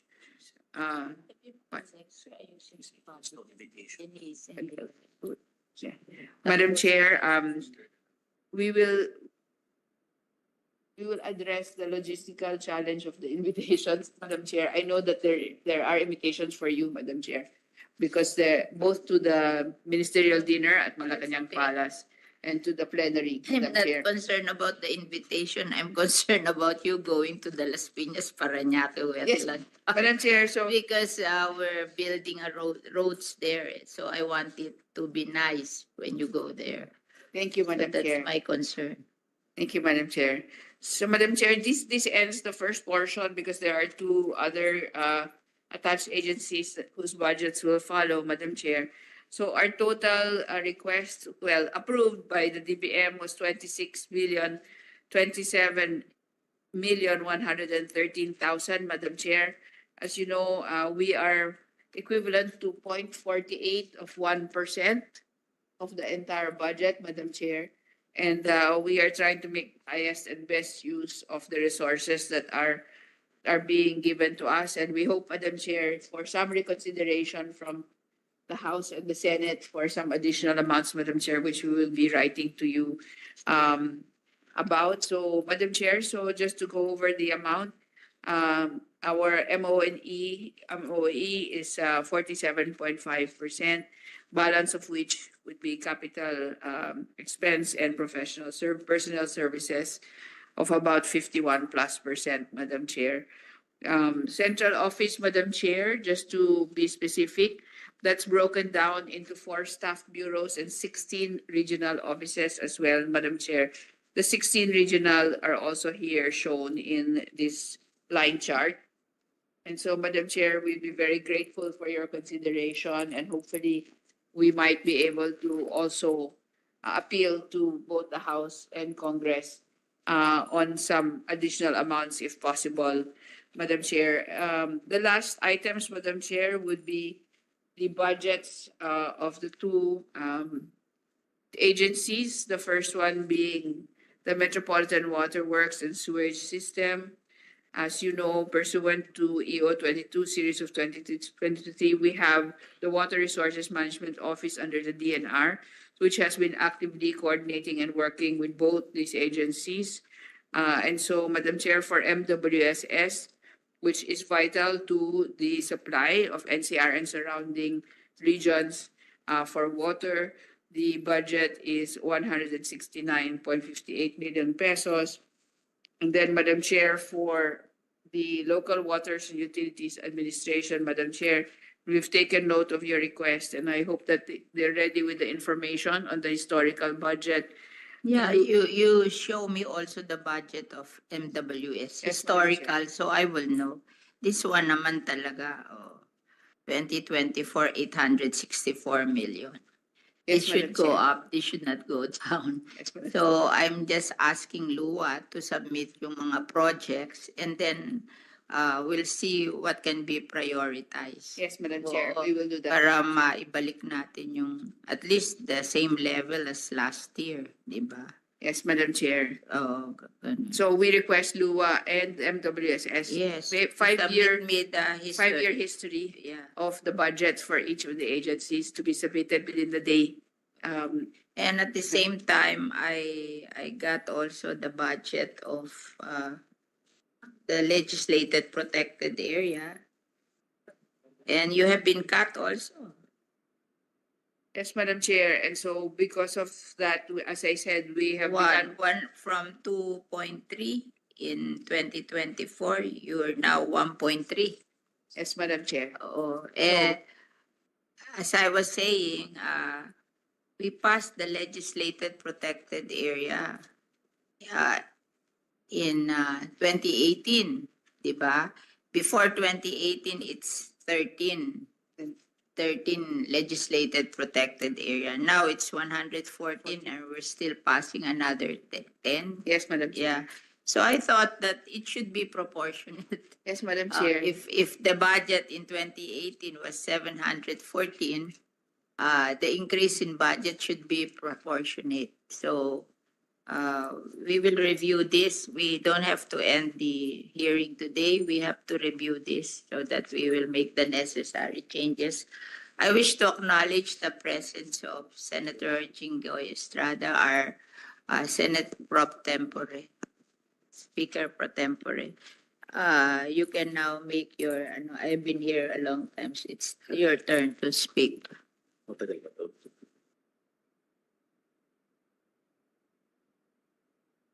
Thank you, Madam Chair. Good morning. I just would like to manifest my full support for the proposed budget of the DNR and its attached agencies and corporations. And we look forward to listening to the discussions and presentation of the plans and programs of the department in relation to environmental protection and sustainability and responsible management of our country's assets. Madam Chair, if I may just ask some clarificatory questions. Madam Secretary, I have noticed that there is a decrease in your budget in the office of the Secretary. May I know what is the reason for the decrease of the budget, considering that this gets a sizable chunk of the overall outlay of the department? Thank you very much, Madam Chair, Honorable Senator. I'll turn over to Yusek Ana Lisa Reboltate for the itemized breakdown of the changes in the budget. All right. Madam Chair. Thank you, Madam Secretary. Good morning, Madam Chair. For the decrease in the budget for the central office, there is a decrease of about 120 million or 63%, or 0.63% rather. The decrease represents the reduced budget for capital outlay, mainly because of the one-time procurement activities on procurement of drones and other remotely operated vehicle and automated weather stations and establishment of marine stations, Mr. Chair, Madam Chair. What have you purchased in the capital outlay in itong taon na ito?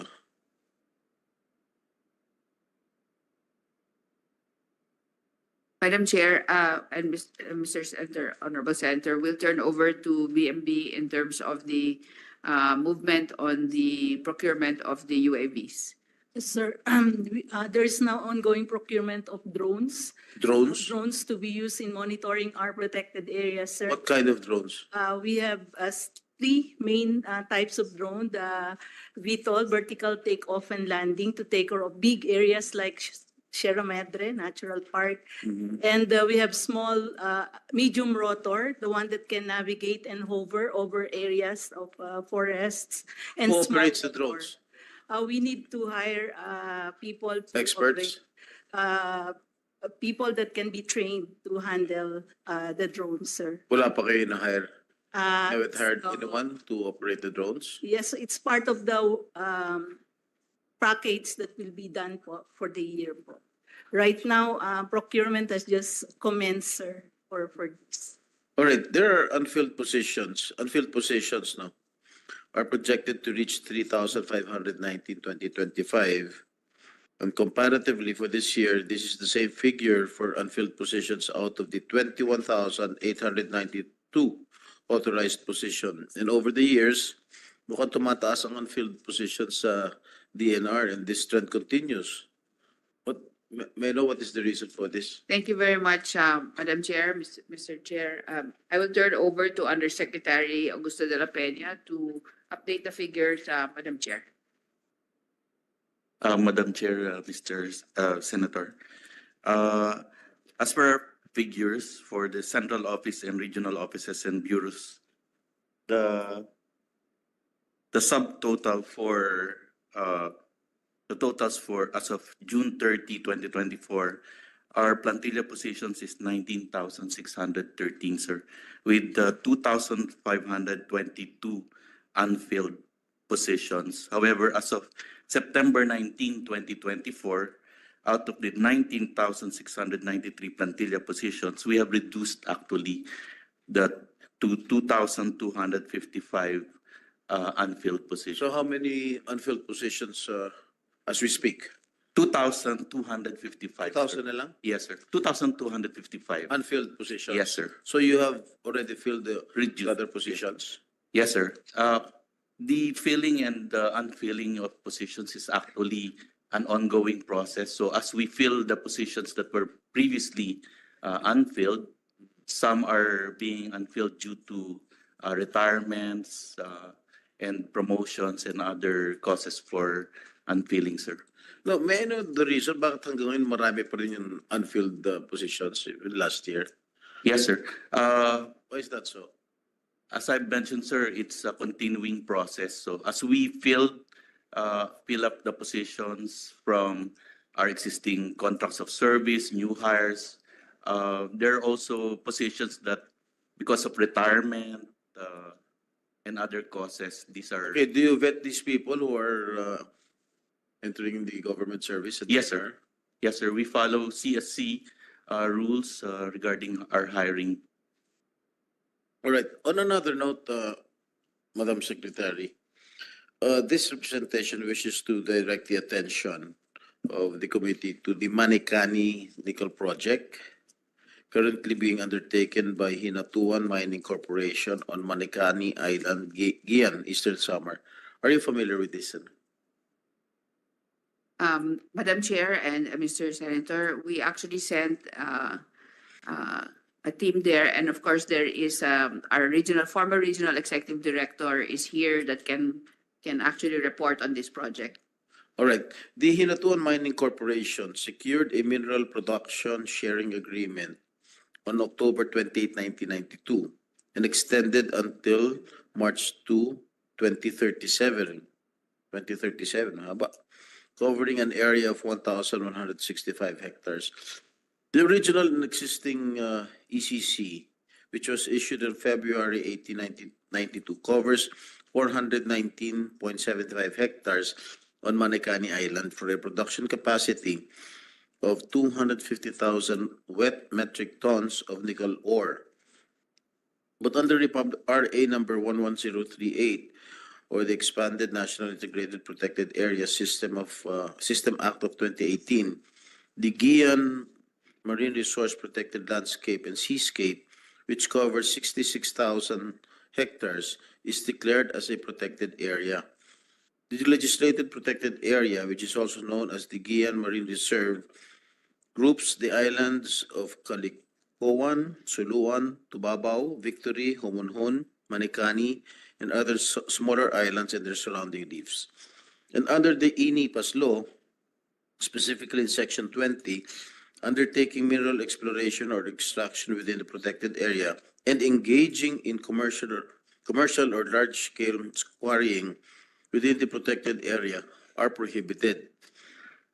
And several groups and residents of the island and local interest organizations such as the Protect Manikani Island Society Incorporated, the Diocese of Borongan, and the Philippine Miserior Partnership Incorporated have protested and are not in favor of mining activities on the island. My question is, why is the mining operation of Hinatawan Mining Corporation still ongoing in that island when an act of Congress has already declared that the Gian Marine Reserve that includes Manikani Island is a protected area and that mineral exploration and extraction within protected area are strictly prohibited and punishable? Thank you very much for that question, Madam Chair, Mr. Senator. I'll turn over first to the former Regional Executive Director, Romelin Claudio, for the immediate answer, and then I will call on the Assistant Director for BNB, Biodiversity Management Bureau, and our Assistant Secretary for Mines and Geoscience Bureau to respond to that question. Okay, thank you. Thank you. Yes, please. Thank you, ma'am. Good noon, Your Honor. Yes, indeed, there is this GMRFPS, the Giwan Marine Reserve Protected Landscape and Seascape. But the Hinatuan Mining, Your Honor, only part of it is within the protected area, and it came in first. And may I say this, Your Honor, that the DNR, Environmental Management Bureau, Mines and Geosciences Bureau, including the DNR, with its field offices, the PENRO and the CENRO, are monitoring the operations of this. In fact, they just had the operation started last March, Your Honor. They were under care and maintenance for the many years. And they also participate, Your Honor, in the Protected Area Management Board meeting in which the DNR Regional Executive Director chairs this PAMBI meeting. They have a very good plan, Your Honor, if I may say it, in the protection of the resources in the area. And in fact, they go well with the communities in Manikani Island. I've been chairing the PAMBI meetings, Your Honor, and the communities in that locality, except for the one that you mentioned, Your Honor, is opposing it, but we are addressing such concern. And it is not actually true because we have the monitoring arm in that area that they do adversely affect the area. In fact, they do the care and maintenance, Your Honor. Yeah, you mentioned earlier that it was only a part of the protected area. Yes, Your Honor, and they came in first before it was legislated as the given. But still, by they're the- still operating or mining in the protected area. Actually, the marine, the coastal area is the one which is the protected area, Are not you the still, terrestrial, not the are you still terrestrial going to give the component. cause signal for them to continue to operate? Madam Chair, Mr. Senator, if I can just turn over to Undersecretary June Adobo for legal on the explanation of the prior rights for these types of situations, Madam Chair, Mr. Senator. Thank you, Madam Chair, and with the permission of the Secretary. What I understand of the case is that the department simply restore the lost time of the company, the time that they were not able to operate and were asked to make compliance. As soon as they comply with the requirements, the lost time was simply restored to them, and they were allowed 6 or around that time, more years, to first rehabilitate. And maybe MGB could provide the details of that. But it was not, Your Honor, Your Honors, Madam Chair, an extension of the life of the mine. And an extension cannot also be granted or renewal because of the law that proclaiming that the area is already a protected area.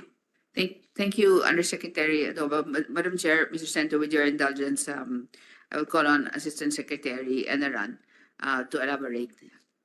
Thank you, Madam Chair and Senator Estrada. Yes, you're correct in saying that once declared as protected area, it's already close to mining. But under the provisions of the INIPAS, under Section 22, regarding existing rights, it provides here that notwithstanding this act, all existing rights, contracts, or agreements entered into by government for the utilization of natural resources within protected area shall continue to be recognized and governed by Philippine laws. Are there any other violations with regard to this Hinatuan Mining Corporation? Madam Chair, Mr. Senator, I'll turn over again to our former Regional Executive Director because she has been working with the Protected Area Management Board and the stakeholders in the community as well as this particular entity. Thank you, ma'am, Your Honor. At the moment, Your Honor, there is what we call under the Environmental Impact Statement System and even the Mining Act, a multi-partite monitoring team composed of the communities, the stakeholders, the government agencies concerned, and of course, the Protected Area Management Board. And we do monitor, Your Honor, the compliance of the company to the permits as well as the environmental compliance certificate. And to date, Your Honor, there's no violation found by the multi-partite monitoring team. When we talked about the MMT, Your Honor, it's a continuing monitoring that the DNR is doing, Your Honor? Until when will we allow them to continue their operations? Clearly under Section 20 of the NIPA's law, prohibited ang mineral exploration, extraction within the protected area. Anyway, can you just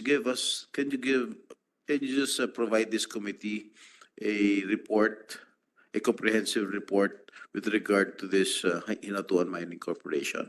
Yes. So we can study it further. Yes, Madam Chair, Mr. Senator, we will submit to the committee. Thank you, Madam Secretary. I will just reserve my questions later, Madam Chair.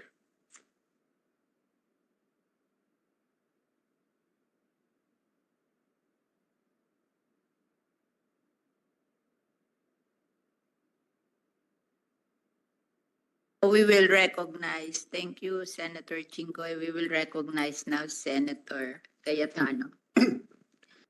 Magandang tanghali po, Madam Chair, Senate President Pro Temp, Madam Secretary, and the DNR family. And of course, I'd like to start by gratefulness, gratitude sa atin Chairperson at ating Secretary for really looking out for the environment. And tatlo po topic ko today, LLDA, Bureau of Lands, and then in that it's more of red tape and bureaucracy and regulation.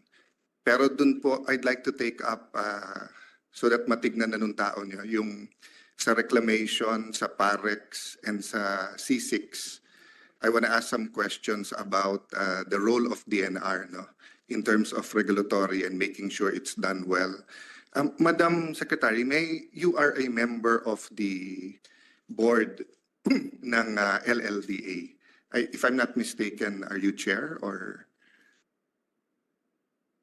And then may I add, Madam Secretary, who attends for you? I know you are member of not naman thousands, but tens and maybe hundreds of committees, subcommittees, cabinet clusters, boards. So who attends for you, ma'am, sa LLDA? Thank you very much, Madam Chair. Mr. Senator, Yusek Jonas Leones attends for us at the LLDA po. May I ask Yusek Jonas, are you familiar with the ABC project of the LLDA, DA, and City of Taguig? Just be honest, sir. I mean, you're not. I'm so sorry. You're not Mr. familiar. Not familiar, Is GM Santiago here? James Santiago is not around, but technical expert. No, is I here. asked him to be around. I wrote you to be around. I told you in the last budget hearing for him to be around. I was chairman of the GOCC committee. He did not attend. May meeting daw siya sa isang mayor. Why is he not here today?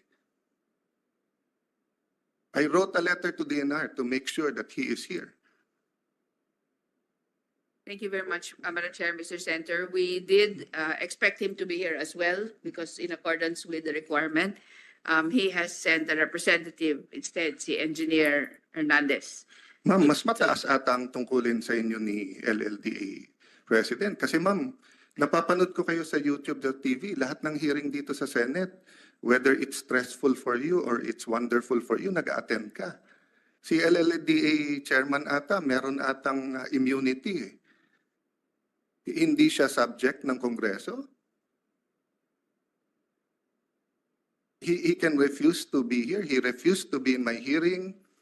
He came in the budget hearing. He came to my office 8 a.m. saying, I'm sorry, sir, ganito, ganito. I said, okay, just do your job.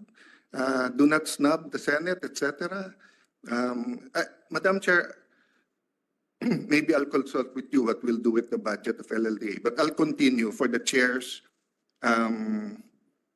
for the Secretary's information and the information of Mr. Leones, Yusek Leones. Can you show the 45-page DA presentation? So, Madam Secretary, I don't want to bore you with all of the details. My first privileged speech in 1998 as a young congressman was LLDA, Laguna Lake Development Authority. I see the Laguna Lake, I see the authority, but I do not see the development. That's my first speech. So I am how do I put it, the right words? Just like Senator Cynthia Villar is in love with agriculture and fixing yung mga tabing dagat, tabing baybayin, yung anti-pollution. You know, ever since I heard Architect Palafox say na yung buong Singapore ay kasya sa Laguna Lake, it just blew my mind that the provinces of Rizal, Laguna, Taguig, Muntinlupa, and the other cities can really benefit from development of the lake. No? But ma'am, while I'm showing this, can someone call GM Santiago and get to know why he is exempted? He's the only one in the whole national government. The executive secretary comes here. So dalawa lang pala sila, the president at siya. Kasi yung vice president, sabi kay secretary, he might not like what I'm gonna say, but he has to be here. So, Madam Secretary, I don't want to take the chairperson's time and Senator Jinggoy's time. I'll go through this very fast. I'll wait for. So, can you go to the next page? So, ma'am, the project is tinawag ni Secretary Darto na ABC kasi Agro-Fishery Business Corridor.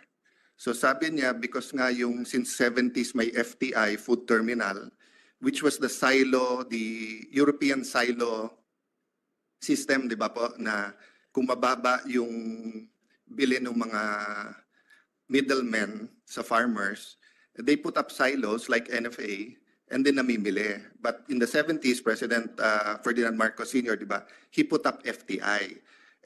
Long ago, meron dyan cold storage, may all the facilities, but then it became an industrial site. And then now of the 120 hectares binili ng Ayala Arca South, but there are still some agricultural facilities, etc. No? So naisip ni Secretary Dar, why don't we, more than just fish pens, fix something in the Laguna Lake? And then dahil may na C6 na, we invited him kasi when 4 or 5 secretaries were there building the lake. So building the small road, no, beside the lake, no. So fast forward lang, no. So the first few pages is just a briefer on what the lake is. Meron man monitor sa harap ni secretary. Ayan, okay. And then one page back. One page back. Dun sa mga fish. Can you go? Yan. So actually maraming hindi familiar, but nung nagkaroon ng malaking baha, we noticed konting ecological, how do we put it, may ma-introduce lang sa lake, ma'am. So there was a big flood before millennium, about that time, between 2000, basta there were 2 big floods, and one of them, napasukan ng janitor fish, dumami na ng gusto, tapos yung parang maliit na swordfish, di ba? So in fact, we have so many experts on salt water, but we don't really have that much experts on fresh water, no? So, fast forward. Bilisan nyo na lang yung slides, okay? So, ito po, panay profile, no? Go. Okay, so objective ng project, fast forward. Sige pa. Sige. I'll tell you na lang when to stop. So ma'am, nandiyan na naman lahat ng objectives, no? What good it is for the lake, how good it is for the, for example, no, kasi panay bangus, mababa presyo ng big head doon, but panahon ni President Duterte kasi binawasan ng 30% kasi apektado na yung quality ng water at lagay lang ng lagay ng fish pen. So this project is basically not only to produce for the government, for farmers, co-ops, but also yung kung ano yung mga scientific ngayon na tamang paggamit. So, can you stop there? Yeah. So, this is the first part, yung fresh water aquaculture component. Tita Cynthia, Madam Chair, yung floating fish pens has been there for a couple of years already. Nakailan-ani na kami dyan. And it's quite good kasi nga it doesn't disturb yung environment sa ilalim and everything. And then, yung mga may parang kubo-kubo sa gitna ng lake, it becomes parang tourist, ano pa niyan eh, kasi nga magaganda yung bangka. So that's why sabi nga ni Sec Dar, if you look for example nung beautiful boats dun sa Zamboanga, so he was telling Mayor Lani that why don't you put, you know, mga bangka, etc., whether it's fishing sa mga bata or whether iikot lang. So go to the next slide. And then, so ganyan po yung magiging itsura. So makikita nyo, it doesn't damage yung sa ilalim. And yung net doesn't extend all the way down. So the floor of the Laguna Lake is free to flourish. I mean, I know, ma'am, you know more than that sa environment side sa akin. So, but just for the public's consumption. No? Next slide. Okay, next slide. So, after that, ma'am, magkakaroon naman ng second, yung fish cages na mas malalaki. I'm not really sure if they started that or not. Next slide. Of course, yung mga bangka, next, Vinta, no, to be. Sige, fast forward yun na. Sorry, one page back. So yung iba namin fishermen sa Taguig, so Taguig is very unique, ma'am, kasi although BGC and Arca South is there, and although we are a new central business district, we have about 1,000 farmers. So may melunan, noon may bigas pa. Bumalik yung we have an area, hindi siya commercial, but binuhay namin yung sapato or itik and sa duck racing. And we have 1,000 farmers, but we also have hundreds, or I'm not sure now if 1,300 fishermen. But of course, yung kumikita, ma'am, yung malalaki na meron talagang cargo transport na nakakapunta na may fish pen, di ba? Kasi nga, so the point is to show the people that government can help co-ops or put up a more sustainable way of just partly using the lake for fishing. But kasi ngayon, most of it is just fish pen. So I mean, if I change the name to Laguna Lake Fish Pen Management, it will be more accurate than Laguna Lake Development Authority. To be fair to all the employees there, mahal nila yung lake, marami dyan, so many projects. For one reason or the other, hindi na bibigyan ng focus eh. Actually, after Clark and Boracay during the Duterte administration, kasunod na to na pinupush ko kay President Duterte, nakapaglagay nga ako ng speaker ako ng 250 million for just 2 ports just to try it instead of yung Pasig River. Unfortunately, kasama sa na-capture yan nung COVID, nung pandemic. No? So ito, parang idea naman ni Secretary Dar. Can you forward? Okay. Then ito, mga simplified technology. Again, si Chairman Cynthia Villar mas alam yung science niyan. She's gone all over, not only the Philippines, Asia, but the world to look at the best technologies in agriculture. Forward, please. Okay. Magkakaroon yan, ma'am, ng wharf and storage. Tapos we're talking to FTI whether doon ilagay yung cold storage. But the most modern cold storage in Southeast Asia is near there, is in my barangay, Bagumbayan. In fact, they help so much during the pandemic dahil sa storage nung vaccines, no? So meaning some would say ideal yung lugar, some say will not, no? But fast forward. Okay, so anyway, I'll stop there. This is the point I want to make. After meeting the GM last year and telling him, sir, I'm not telling you what to do. Ang pakiusap ko lang, wag nyo naman upuan yung mga projects. Kung may problema, follow the law. Kung walang problema, sundin nyo. Alam nyo pong ginawa niya dito. Nakipag-meeting sa DA, tapos according to him, he informed the board. That's why I'm asking you, Sec, if you're informed of this. So eto, 45-page to, and this started in, Attorney Matt, is it 2021, 2022? So this started, ma'am, in 2021. So ongoing to. Alam niyo po ang ginawa ni GM. Sinasabi niya ngayon sa DA, hold mo na yung project until may feasibility study kayo. Ngayon lang ako nakakita ng may MOA na ang LLDA, ang Taguig, ang DA at saka ang LLDA, ongoing na yung project, kumpleto yung mga dokumento. So hindi ba insulto sa DA at saka sa Taguig na ang sinasabi ba ng LLDA pumapasok kami sa mga project na ganyan na walang feasibility? Can you go to the timelines? I don't mind yung third requisite niya, ma'am. Yung third requisite niya is kung hindi matapos in reasonable time, LLDA will take over. I don't mind that. Go to the slide na may timelines. Kasi ma'am, may timelines to eh. And sa national government, we change every 6 years. Sa local government, every 3 years. So anyone who's elected every 3 years wants the project to finish kaagad and and not to be a white elephant, no? So I don't mind that third requirement. Yung second requirement niya nakakatawa. Certification na may pondo. Eh nasa GAA yung pondo eh. And if he was here in the budget 2024, nilagyan ni Senator Pia and myself ng 55 and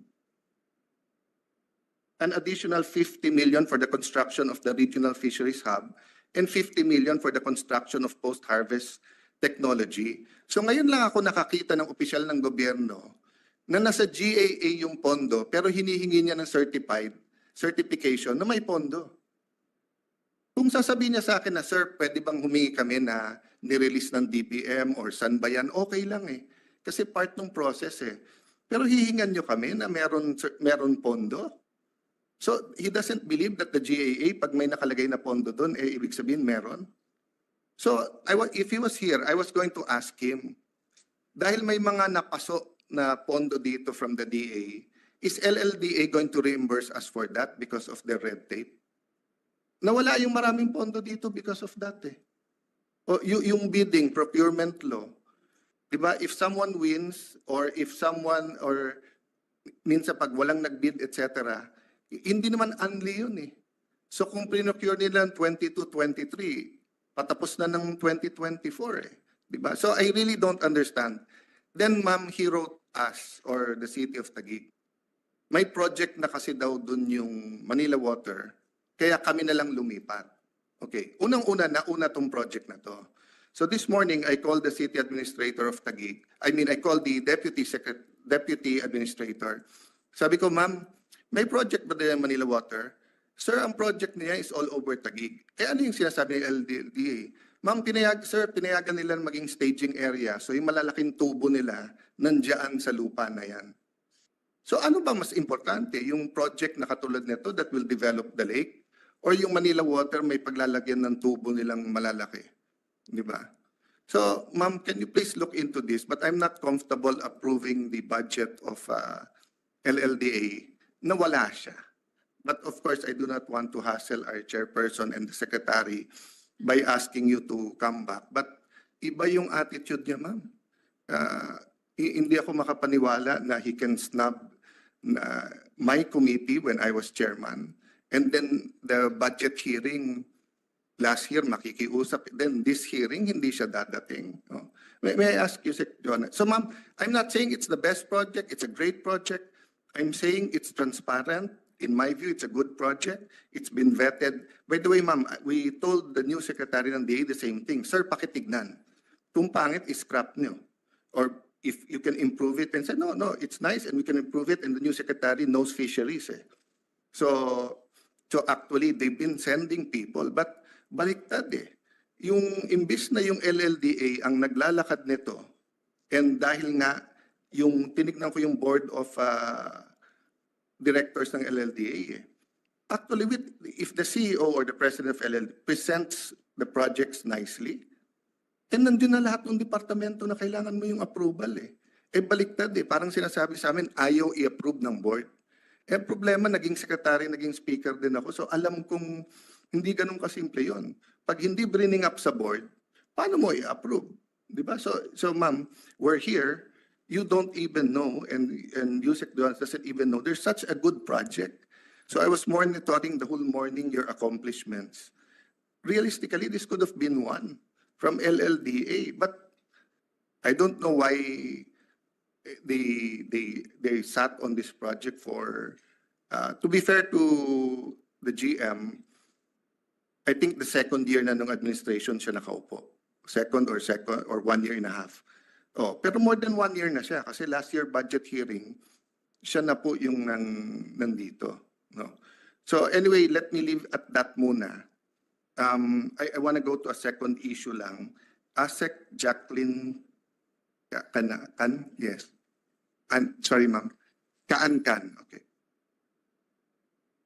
Ma'am, may papakita po ako sa inyo. Can you show the Can I show yung mga pinadlock na I don't know lahat kayo kung napanood nyo na yung yung commercial ni Mayor Abby na yung better, di ba? Oh, kasi I'll show you what's happening in Embo and kayo na mag-judge kung better to o bitter. No. Can you show nga the pictures? So when the Supreme Court ruled that Embos are part of the territory of Taguig, I don't know if you are familiar with the story of King Solomon. Nung may dalawang ina na pumunta sa kanya at pinag-aagawan nila yung baby. So sabi ni King Solomon, hatiin na lang natin. So yung isang nanay sabi, sige. Yung isang nanay ang sinabi, wag. So sabi ni King Solomon, yung nanay na nagsabing wag hatiin, yun ang tunay na ina. Kasi walang ina na papayag na papahamak yung kanyang constituents. So to be fair to Mayor Lani, it was her decision. Walang permit po ang ospital ng Makati, but we're not closing it down. Ang ospital ng Makati inorderan or someone ordered them na Madam Chair na wag magkaroon ng MAIP or DSWD MOA. So yung mga taga-Embo ngayon cannot use a hospital in their own area. Ganon din ang pamantasan ng Makati. The pamantasan ng Makati, the land is not owned by Makati. But we have not done anything to hamper, to disrupt the studies of all students there. On the other hand, Mayor Binay padlocked all of the health centers. Initially, she padlocked the fire stations. Nung nagwala ako kay DLG Secretary Benhar na baka magkasunog dito, nakakandado lahat. He went to her personally and opened it up. So ayan po, South Sembo, nakakandado po yan. Nandiyan po yung mga lock. Pitogo, nakakandado po yan. Okay. West Rembo, nakakandado po yung health center dyan. Next. East Rembo, nakakandado po yung health center dyan. Next. Comembo, nakakandado po yung health center dyan. Okay. Next. Pembo, nakakandado po yung health center dyan. Okay. So anyway, I won't bore you with the details, but aside from that, parks, health centers, covered courts, nakakandado lahat. So when you were assistant secretary, when you were director, we asked you for certifications to ask kung may na-issue ng patent. Why did you drag your feet? Every 2 weeks, tinetext ka ng staff namin eh. From October last year to May, hindi mo kinilusan. How come? So that's why I showed you all of that, because these people are suffering not directly because of you, it's because of the actions of Mayor Abby Binay, but here we're trying to remedy it. Nung last budget hearing, pumunta sa amin, we wrote you, then pumalit sa'yo si Director Matias, kumilos ka agad siya, then we told him na may mga problema, then did you resume ba? Or as, but from October to May, every 2 weeks, tinatanong ko sa staff ko ano na nangyari. Pinapakita niya sa aming chief of staff na tinetext ka niya, hindi kayo nag-issue. Anong problema? Is that the kind of service? I mean, kung Senate at Senador na nag-request sa'yo, hindi mo kinilusan, I wonder if it's an ordinary citizen. What would you do? How come you didn't act upon it? Or you don't even remember? No, I remember, Madam Chair, the Honorable Senator of Alan Peter Cayetano. So we did when I was the DNR NCR Regional Executive Director, we proceeded with the issuance of all the residential free patent that had been completed. in the process. So wala po ako. Ma'am, huwag niyo kaming lituhin. The- Wala kaming pinapatigil o pinapatuloy na issuance. Ang tanong namin sa inyo, kasi ang sinasabi ni Mayor Abby Binay, sila may-ari ng mga yan. E nabuko namin sila sa DepEd na nakapangalan sa DepEd or wala pang patent or pending pa yung patent. So even yung office nyo yung pamantasan ng Makati, sinabi pending pa yung patent. So we ask you specifically, issue a certification kung alin ang may patent at anong wala. And you answered us, lahat yan walang patent. Pero you wouldn't issue the certification, which by law you're required to do. And I'm asking you now, why didn't you even write us back? Every 2 weeks, tinetext ka nung staff ko. Apologies, the Honorable Senator, but there had been, when I was there had been continuous discussion on the legal aspect and Hindi nyo naman kailangan ng discussion, ma'am. Certification lang tinatanong namin sa inyo. In-issue na ni Director Matias ngayon eh. In-issue na ni Director Matias. Ang tanong lang, it is a factual question. We asked you, ma'am, pakitignan mo nga, may na-issue ba dyan na patent o hindi? Oh, di ba meron tayong batas tungkol sa transparency? Di ba pag may nag-request sa inyo na ordinary citizen, you're required by law to answer? Oh, so kung halimbawa nag-away ang GSIS at ang Senate, kaninong building to? Nalaman ng Senate na hindi pala sa GSIS to. Hindi kami pwede pumunta sa inyo at magtanong na, ma'am, pakitignan nga kung ito'y lupang gobyerno, may patent ba ito? Oh, for the information of the Secretary, ma'am, proclaimed land kasi lahat to eh. Hindi naman po ito commercial land. So kasinungalingan yung sinasabi ni Mayor Binay sa TV, na yung sinasabi niyang, hindi kasi pag ang Makati bumili ng lupa sa Ortigas or sa Bulacan, syempre sa amin yon pero nasa Bulacan. Hindi to binili ng Makati. Ito ay prinoklaman ni President Marcos Sr. and then na-amendahan during President Cory's time. Kaya inaalam namin kanino napunta yung pangalan. Kung sa Makati, kasi ang pwede mag-apply under the proclamation is a LGU or anyone public use na qualified. So pwede yung city, pwedeng DepEd, pwede yung barangay. Ang tinatanong lang namin sa inyo, ma'am, meron bang patent? At hindi mo kami pinansin, dinedma mo kami. You want me to show in the screen lahat ng text dito? Oh. So in the meantime, all of these people are suffering. Kamag-anak ni Poncio Pilato yung secretary natin ng Department of Health. So imbis na puntahan si Mayor Binay at sabihin buksan yan, katulad ng ginawa ni Secretary Benhar, naghugas siya ng kamay, nagpadala sa DOJ ng hindi namin alam kung sino may-ari niyan. Kung in-issue mo sa amin yon, binigay namin sa kanya, alam nyo ba ma'am, mga bata na bagong panganak na kailangan ng bakuna,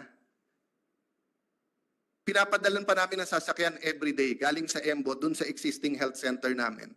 So wala kayong pakialam? That's the effect. Did we have to explain to you this way? Does everyone asking for a certification from you have to explain this way to you? Hindi ba nasa batas naman na pag humingi sa inyo, magbigay kayo? I do not believe you're a bad person, ma'am. I do not know you. So I'll make no judgment. Pero sasagot mo pa lang kanina, ma'am eh. The ongoing, etc. Hindi naman yun ang tinatanong namin eh. Next question, ma'am. I made my point there. Last year pa, sinabi nyo sa amin, pending yung application ng pamantasan ng Makati. Di ba? Tama? Correct? Please use the mic, correct? Yes po. Are you familiar with the Supreme Court decision? Yes po. So now, is Makati qualified to apply for that land? Yes or no? Based on the evaluation po, yes po. Ang nakalagay sa proclamation, ang pwede lang Tagig po. Tagig. Tagig. So Makati has no right to apply, di ba? Actually, So you mean Parañaque can apply sa Signal Village sa Tagig? no po. Kasi ang proclamation sa Tagig, Tagig lang, di ba? Tagig. So nung nag-rule ang Supreme Court, bakit hindi ka mapagbigay ng diretsong tanong? Sa proclamation, yung LGU lang ang pwedeng mag-apply, di ba? Sino ba ang LGU ngayon? Tagig. Tagig. So pwede ba mag-apply ang Makati? Why can't you say no loudly, ma'am?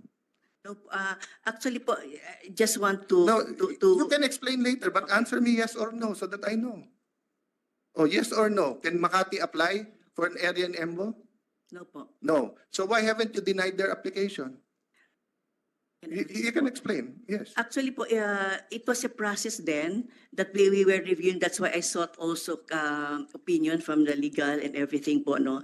And then, yun pong end of pipe na yun, na naalis na ako dun sa NCR. Kaya po because of the process that we did in the review po. And then we sought also Okay, but ma'am, advice from the ay puputulin ko yun doon, ha? Anyone here na mamumuliti ka, i-ignore nyo. But it's a simple legal question. Burahin mo yung Taguig, burahin mo yung Makati, burahin mo yung Cayetano, burahin mo yung Binay. Just follow the law. The law says that it's the LGU na may jurisdiction kung apply. The Supreme Court said it's Taguig.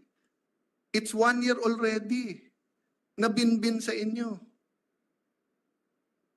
So this is causing many problems. You want us to go through litigation for another 30 years. So, Madam Secretary, may I ask that we look into this? And, you know, I tell that to my staff. When I was in DFA, I tell that to my staff when I was the speaker. Do not come to me with names. Come to me with the facts, the legal issue, diba? And the opinion. Kasi pag nilagyan mo pa ng facts, sinabi mong, sir, etong bill na to, sponsor si Senator Villar. Siyempre, mahal ko po yan. Para kong nanay yan. Para kong ate. So pag sinabi Senator Villar, bias ka agad ako for. Diba? Pero pag sinabing, sir, yung bill na to, ganito, maganda. O saka ko tatanungin, sinong author? Diba? So what's the problem with us asking for certifications and everything? By the way, Madam Secretary, in-issue na ni Director Matias. We're just going through it today. We don't want you involved in any politics. We want, you know, Congress and the Senate to respect you. But it's factual eh. Ang tanong lang namin, etong lupa na to, meron bang patent o wala? Kung meron, penging kopya. Kung wala, bakit wala? And that's all public records. Diba? But ASEC, I'm not, as I said, I'm not judging you as a person because I don't know you. Pero hindi ayos na October to May. And if you ask me now, ba't ngayon lang ako umangal? Baka tama, baka mali. Sabi ng staff ko, sir, pabayaan mo na ma-promote. Kasi kay Director Matias gumagalaw eh. Kay ma'am, hindi eh. Hindi kami sinasagot minsan pag tinetext eh. Di ba? Do we need a department order to say? Or do I have to text you myself bago ka sumagot? Kasi medyo busy ako ng ma'am ng konti. Marami din ang committees, marami din ang responsibility. After this, we have to have a press con about the new Senate building. So it's not easy. Do I have to text you myself or will you respect us if staff namin? Sir Yusek, by the way, Chief of Staff ko mismo ang nagdi-deal na rin kay GM. Hindi ordinary, hindi staff to staff. Chief of Staff ko mismo. Siguro naman sa Senate po, ma'am, after us, maybe our COMSEC or our Chief of Staff, sila na po yung alter ego namin kasi isa lang katawan namin eh, di ba? So I'd just like to put an emphasis on that. If you were afraid, ma'am, na kawawa mga taga-Embo if you gave the certification, etc., okay lang eh. But you've seen, Taguig has always put first the interest of the people. We have not closed down anything. We have supported them. On the other hand, nagsasuffer yung taga-Embo. Muntik na nga sila hindi pinayagan magboto eh. Di ba? So, Madam, I've taken up much time but I want to take up lang yung sa reclamation. I asked the DPWH. So sabi ko sa DPWH, at Tita Cynthia, sabi ko, Madam Chair, some people say that all reclamations are bad. Some say, no, if you do it the right way, it's okay. And of course, I've been to Hong Kong and Singapore, and they've grown in land area. And although lately, dahil sa massive difference sa climate change, may baha na rin. But in the 80s, 90s, early 20s, parang okay naman yung reclamation. So ang tinanong ko kay Secretary, does the DPWH evaluate the plans in terms of the engineering part? Sabi niya, no, they have nothing to do with it. So, ang question ko, ma'am, DNR does these studies sa environmental side, tama po ba? How about sa engineering side of it, ma'am? Diba? I mean, kasi diba, you can have a ECC saying that basically, pag nag-ano ka dito, it won't be perfect, but it's acceptable sa environment. But, ididikit mo ba sa lupa? May channel ba? Saan nakaharap? Saan ilalagay yung kalye? Lalagyan mo ba ng labasan yon? I mean, I'll be more than happy to accept an answer na hindi DNR if we don't know. I'm just trying to find out. Kasi nung bumaha ng husto, may mga nagbintang sa reclamation. To be fair to them, I don't think it's only that. But just to be sure, I also want to make sure that, kasi pag tapos na yon, nagawa na, napakalaking pera na, hindi mo na mababago yung how they do it, di ba ma'am? And I'm a little bit familiar sa Laguna Lake. When Secretary Villar decided to do the road dike, 1,100 hectares was left outside. So, yun ang ngayon na nag-erode at yun yung nire-recover nung iba. So, there were three things he could have done.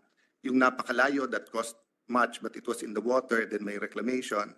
Or sa gitna, nasakop na yung 1-1, or yung present, then they promised, not Secretary Villar himself, but the DPWH, they promised polder dikes that were cheaper.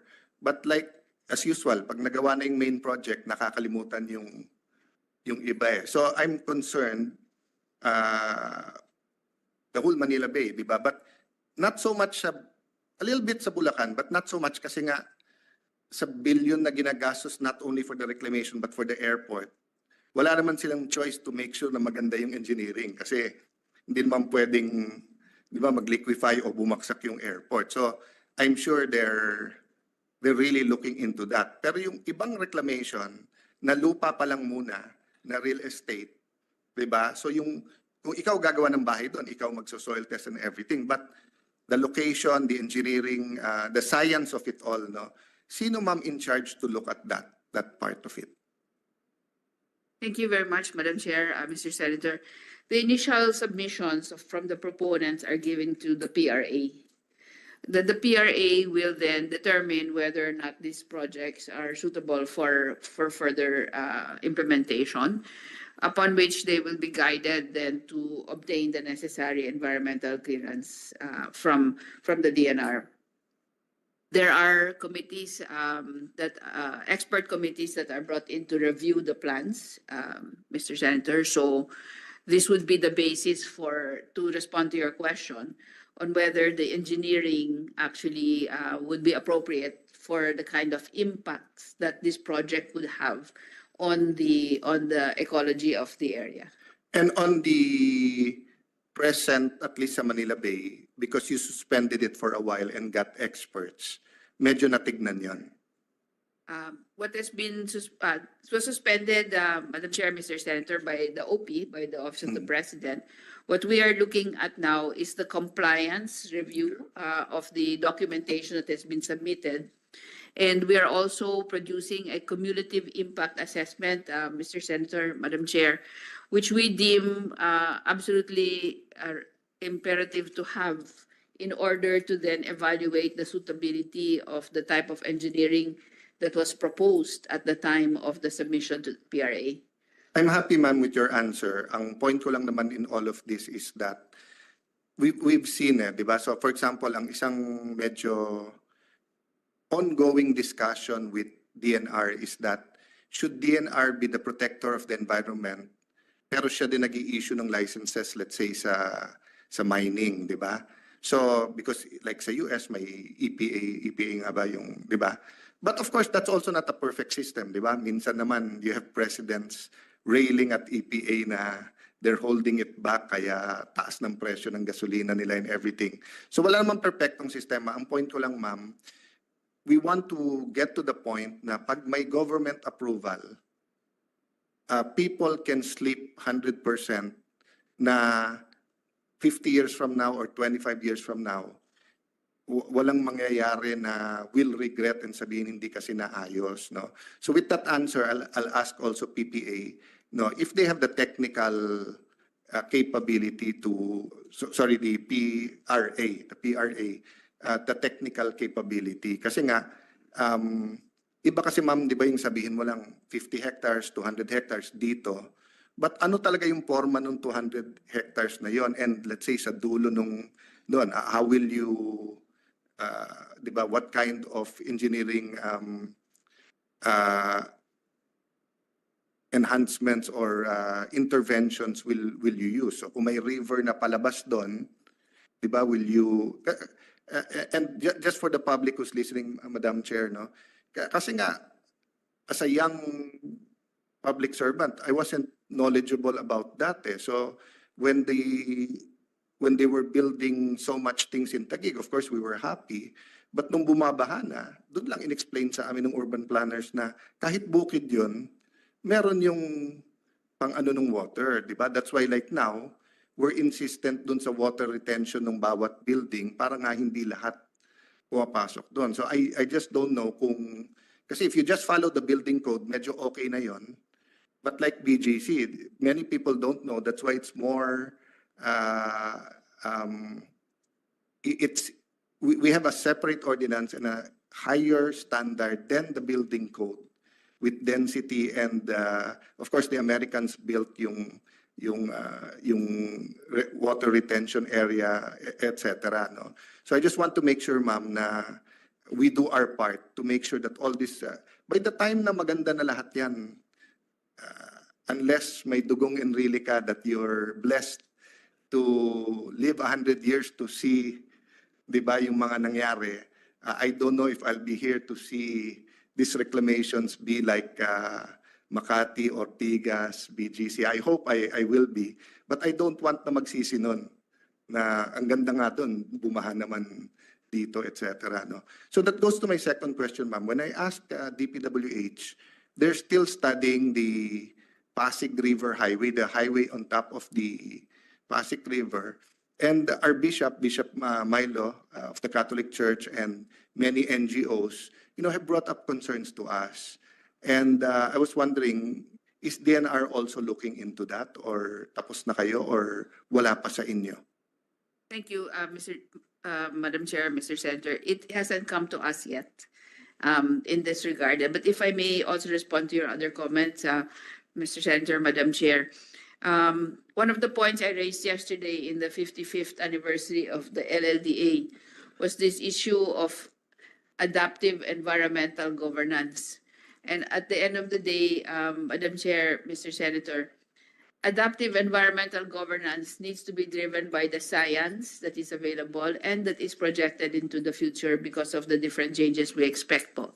So it's really in the equipping and technical capacity building of our own DNR as well as the LLDA po that can be used as an anticipatory capacity to actually foresee what the problems might be in terms of the proposed interventions infrastructure-wise into the different bodies of water. Having said that, Madam Chair, Mr. Senator, we have been actively pushing for the master planning of the entire Laguna Lake, which would, I think at this point, having been shown the plan, Mr. Senator, I think these are very important inputs to that new master plan. That will take into consideration all the different uses that are now present, including the floating solar, which are around 2,000 hectares, Mr. Senator, and of course the fisheries component, which is with the DA and BIFAR.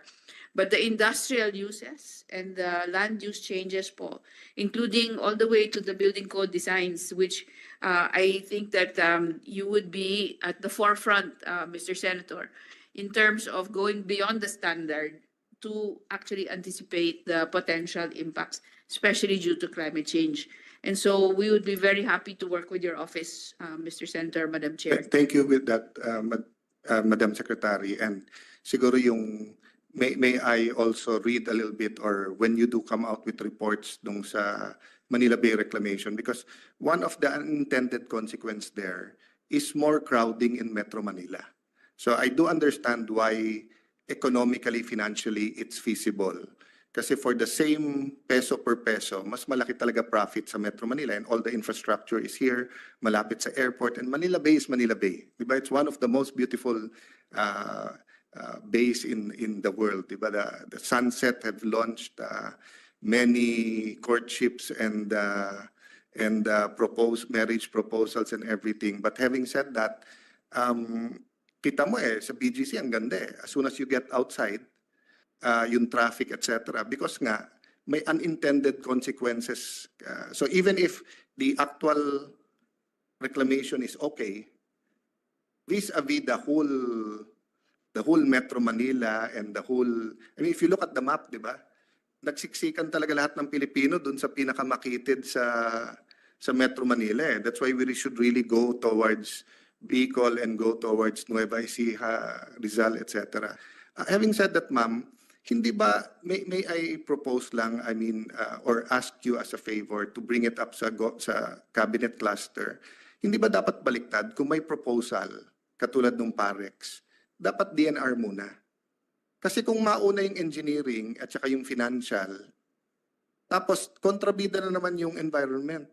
Kasi like so I'm following, meron akong nagugustuhan na urban planner na nasa, I didn't ask him permission, hindi ko siya kilala personally, so I won't mention his name, but na-mention ko sa isang hearing, but I was following yung kanyang Facebook. Tapos pinapakita niya na sa South Korea, one of their major rivers, meron nang highway sa taas, tinanggal pa nila because marami silang findings. Yung sunlight lang, ma'am, di ba? If you take out the sunlight from the river, di ba? And, you know, if you read Jose Rizal's writings, from the Pasig River, going dun sa amin, sa Napindan, going to Calamba, dyan yung ang tabo, di ba? Di ba yung boat and everything. So, and pinapaganda nga ngayon yung Pasig River, di ba? So, I was really wondering, kaya lang nakita ko in my, I don't mean to hit anyone or anything, pero, you know, whether it's a giant museum, it's a giant airport, it's a giant mall, even the Senate building. Pag lahat kompleto na yan, tapos may problema ka sa environment, let's say puputol ka ng puno, to follow na lang yan. Pero kung nauna yung environment, sandali sir, 1,000 yung puno dyan, hanap muna tayo ng iba. Mabilis din humanap ng iba. Kasi hindi niya sasabihin, ma'am, gumastos na kami ng 50 million sa ganito. Ang aming studies, 100 million, ganito. Diba? So baka kailangan ma'am baliktarin. Which goes to my last point about so during the time of President Noynoy Aquino, they were almost bidding already yung C6. All the way from, I'm not sure kung Calamba or longer, all the way to Taytay Rizal. Last minute lang po, umayaw yung mga bidders because naglagay sila ng contingent liability na kung masira yon or bumaha, yung kung sino man manalo has to pay. And that was a deal breaker during that time. So nagulat ako na meron pong ina-approve ngayon from San Pedro, Laguna, up to Bicutan, Taguig. Pero uutangin na sa ADB. So since si Yusek Leones ang nasa LLDA, has this been brought already to the attention of LLDA? Hindi pa. According to DPWH, last budget hearing, pinag-aaralan pa. January, hindi na daw tuloy. Nakita ko sa Facebook, pinapropose na, then the President mentioned it already. So I brought it up in the budget hearing ng DPWH. They're still studying it daw. So I just wanted to know, Yusek, was it brought up na to LLDA? Perhaps, good Senator, you're referring to the Laguna Lake Road Network? Yes. The phase 1. I think there's already ongoing activities there per LLDA. And we review it. The DPWH appeared before the board and justify, and it's a priority project of the government. So it's already So done deal. I won't debate with you. And if it's a done deal, then I'll take it up with DPWH. Marami kasi yun so I don't know which one's phase 1, but I'm talking about San Pedro to because nga sa akin kung dati i-PPP nila, bakit ngayon uutangin? So nung tinanong ko si secretary, hindi baka i-bid nila later on. So sa akin, medyo nahilo ako sa ganun sistema. But having said that, during the administration of President Aquino, we studied that. And if you have ganung kalaking road network, you either have, kailangan mo buhayin yung Parañaque Spillway, kung saan yung tubig alat at yung tubig can go back and forth from Laguna Lake back to Manila Bay, or bubutasan mo yung Rizal Mountains going to the Pacific. And in fact, we proposed a funding for that.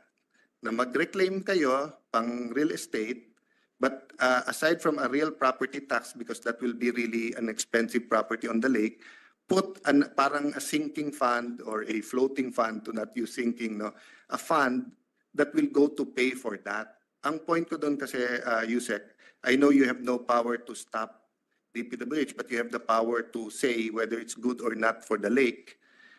We always put the first project na economically and financially viable to follow yung environmental and it doesn't come because it's expensive.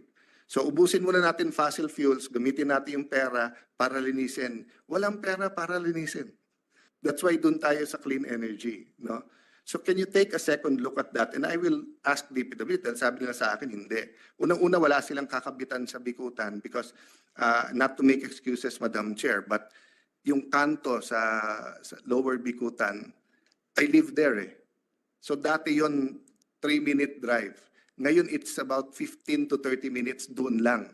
And I sent Secretary of DPWH a drone shot of gaano kapuno yun. So sabi ko sa kanya, kung ikakabit niyo yung highway doon, yun po pinalapad ni Secretary Mark yun from 4 lanes to 8 lanes o 6 lanes. Pero hindi ka pwede maglagay ng overpass doon dahil dadaan sa DOST. At ang DOST hindi pumayag sa subway doon because yung vibrations will affect all their laboratories there. So I was telling Secretary of DPWH, sir, kung may iba kang lalabasan, kasi yung proposal during Duterte's time, 1,600 ancestral homes naman ang tatamaan. That's why Secretary Mark, pinagbigyan ako na ilipat na lang ito dito sa General Santos. Hopefully na pwede doon. But after the pandemic, dumami na yung kotse.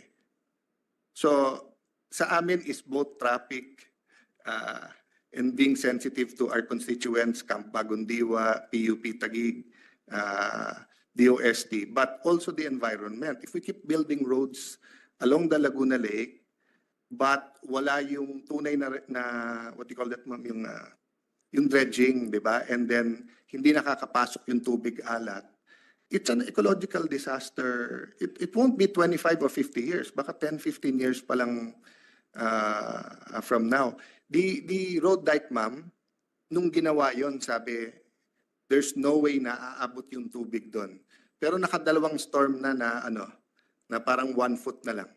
Pero before that, it was more than, I think it was 1.5 meters or something, yung taas ng road dike, di ba? So the climate and the ecology environment is changing. Dati, ma'am, yung isang engineering intervention last probably 50, 100 years. Now, mas mabilis yung ecological change than the engineering intervention. So kung hindi tama yung engineering intervention, minsan 10, 15 years lang, iba na. So can I request that you look into that? And can I thank you and the chair? Asek, pasensya ka na. I mean, there's no doubt I'm emotional about that issue kasi kawawa mga tao. But I'll stop there. But I hope you learned your lesson na people don't have to explain to you what they need it for. Just do it. Diba? Yes, please. Go ahead. Yeah, you want to say something? Go ahead, ma'am. If I may po, Yes. I would just like to apologize for the delay, Yeah. but just to clarify po some points, although it's not an excuse na ma-delay po yung pagsagot po sa inyo, including of course sa mga messages ni Chief of Staff po ninyo, no? But it was a process po wherein nagkaroon nga sa internal po ng mga, naghingi ako din ng advice sa legal, and then but I was looking at the document po kasi hindi ako nag-uupo ng papel Senator. So, ano nangyari po September? Magpaliwanagan lang tayo together, ma'am. But I'll tell you what happened. Your Sige po. office communicated already to Apo. us. Sinabi na tinignan na namin walang patents on several areas. So simple lang yung request namin. Yes po. Put it on writing, you did not. So let's not waste na Yeah po. the time. Mag-usap na lang tayo Yes, because I Senator. just want this Yes to be po. an example that Apo. let's not allow it to happen. Now, if you're saying that there were some regulations, etc., regulations tayo din gumagawa nun. Kung may mali sa regulations ng DNR, palitan nyo. Yung batas, wala kayong choice, kami. Yes po. So kung nakalagay sa batas, you cannot issue a certificate within 30 days, wala kang magagawa. Eh wala namang ganung batas, ma'am eh. Yes po, Senator. Thank you. The original. Thank you. Okay po. Thank you, Mr. Senator, Madam Chair. We will take this matter up internally and also communicate with you on the resolution po of this. Thank you so much, Mr. Senator. Just to speak to your final points. I just want to make a comment on that Parañaque spillway. Kasi yan, project yan ng Public Works long time ago to be done by JICA, I think. Alam mo, ayaw nang pumayag nung Muntinlupa kasi sisirain ng isa nilang barangay. Isang barangay ng Muntinlupa. Ayaw din pumayag ng Parañaque kasi bumabaha na sa Parañaque. At ayaw rin namin pumayag kasi bumabaha na yung Manila Bay. Tapos dadagdagang pagkaling from Laguna Lake. Walang gustong pumayag dyan sa spillway na yan. Kung gusto nyo maglagay ng spillway, dalhin nyo dun sa Pacific Ocean. Doon kayo gumawa ng way. Huwag sa amin kasi malaki na rin ang problema namin sa Manila Bay. Ang Bacoor, grabe na baha kami. Kaya kami ayaw ng ng reclamation. Kami babaha. 6 to 8 meters na ang prediction sa amin pag pinayagan namin ng reclamation. At mamamatay lahat ang mangrove namin kasi because of Manila Bay water, brackish water ang mangrove. It's a combination of salty water and fresh water. The fresh water comes from a river. The salty waters comes from Manila Bay. Kung tinambakan na yung Manila Bay, patay lahat ang mangrove namin sa Las Piñas, Parañaque Wetland Park. So talagang out of the question na yan eh. So, Ma'am, I agree with you and I'll give the Secretary the last word. But I forgot to say, I also favor yung Pacific. And in fact, will propose a funding from the reclamation. But having said that, nabanggit nyo yung comprehensive development plan ng LLDA.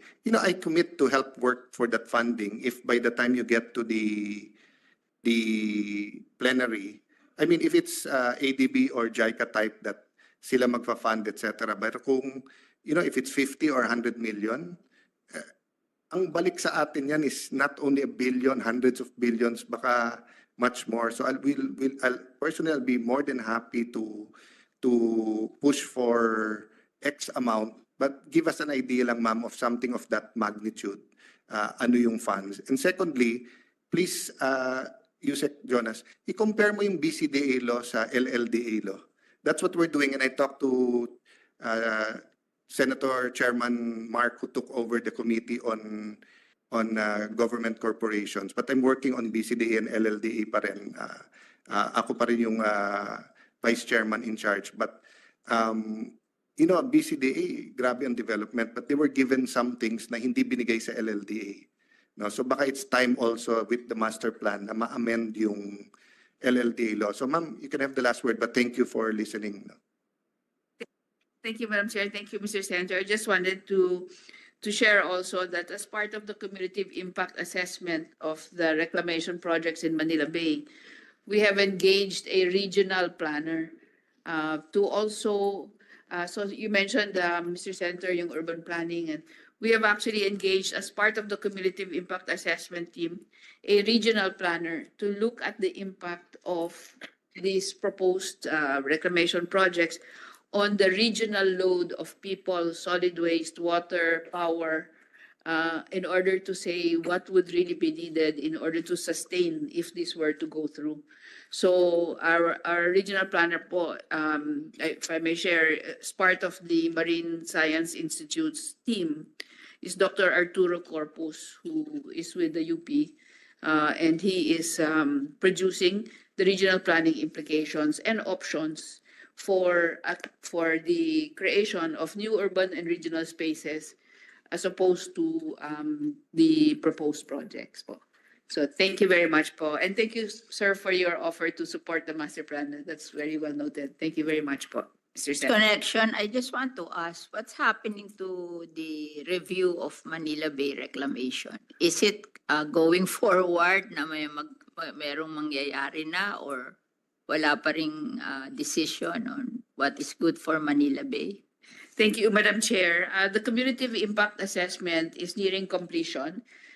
We were asked to give a little bit of an extension to the UP Marine Science Institute. And we will also be producing a 3D visualization of the potential impact so it can be shown to the decision making as well as to the communities concerned. And so when that is completed po, and we anticipate it will be completed around November, we hope to be able to present that to the Office of the President. Yes po. The Office of the President, since it was their directive po for that impact assessment to be done.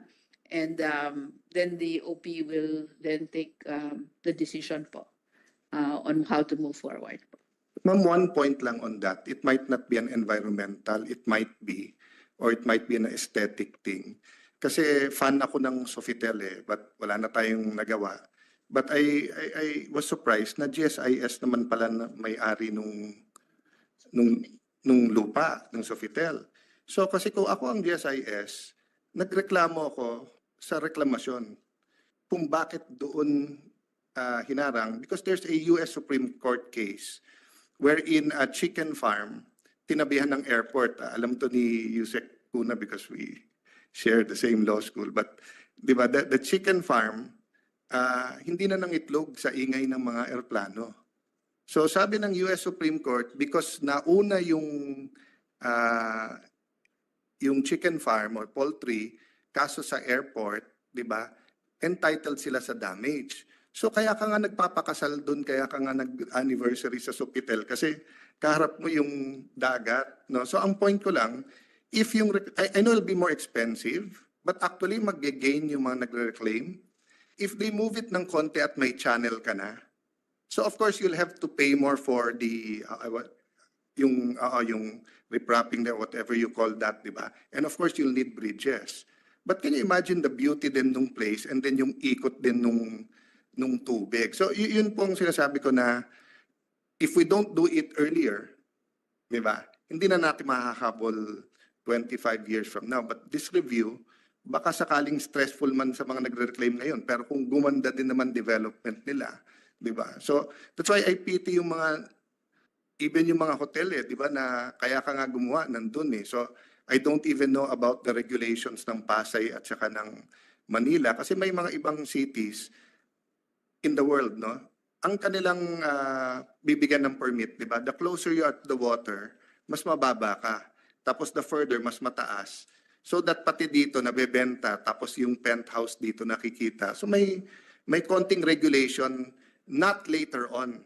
Pag tinayo mo pa lang, ganun na. So nako-compute din ng negosyante, di ba ma'am? No. Yes, thank you very much, Madam Chair, Mr. Senator. So just for an update po, the reclaimed area that was stuck to the seawall is now going to be removed to the distance of 400 meters away from the seawall po. So that is ongoing. We had recommended that to the proponent, Pasay City, and they were able to implement together with their partner. So from the Coconut Palace to the end po, there will be a 400-meter wide channel po. So thank you po. Thank you po. Let's say like us, the DPWH predicted that if we will have reclamation, kasi yung amin iba Kobe, so we only have a 6.5 kilometers difference from the seawall of Bacoor and the seawall of Las Piñas, and yung amin legislated protected area pa. It's only 6.5 kilometers. Cove pa yun.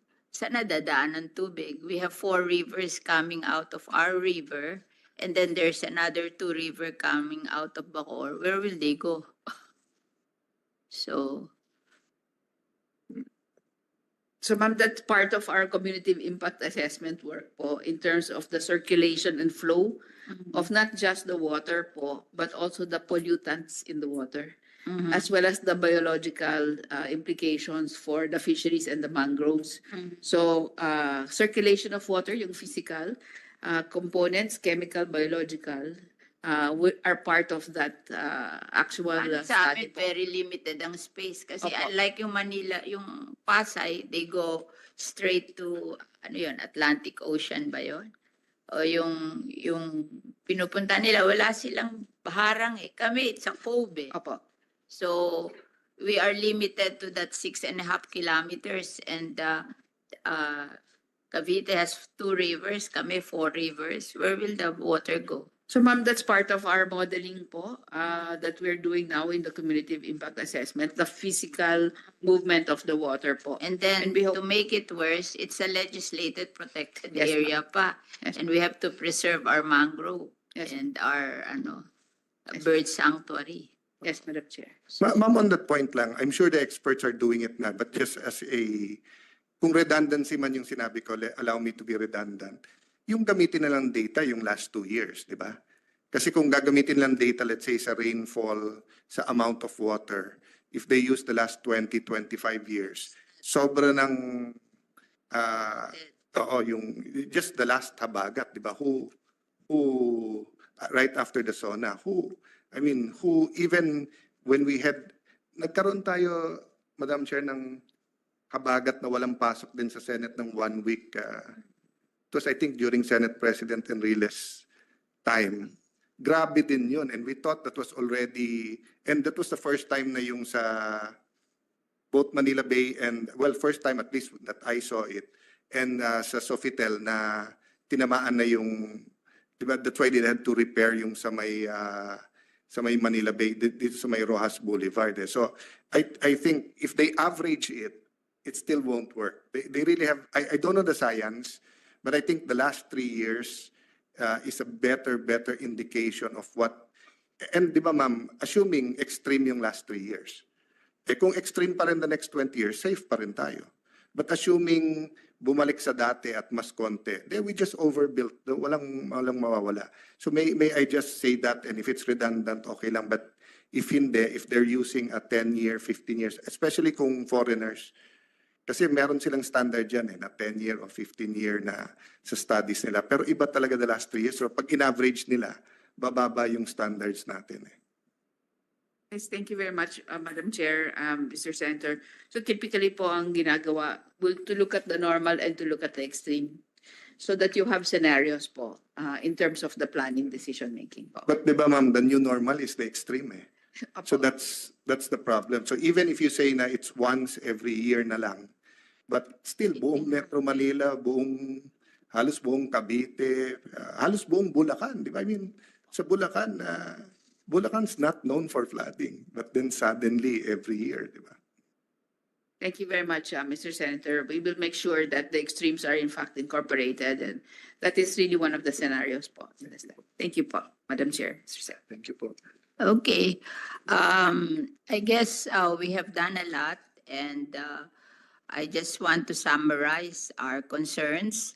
Of course, the concern of Senator Cayetano with regards to their question on aquaculture hub, EMBO issuance, reclamation, asking for River Highway and the Pasig River Highway and the Parañaque Spillway, and of course the question of Senator Estrada on the Hinutuan Mining Corporation, and of course our general concerns during the hearing.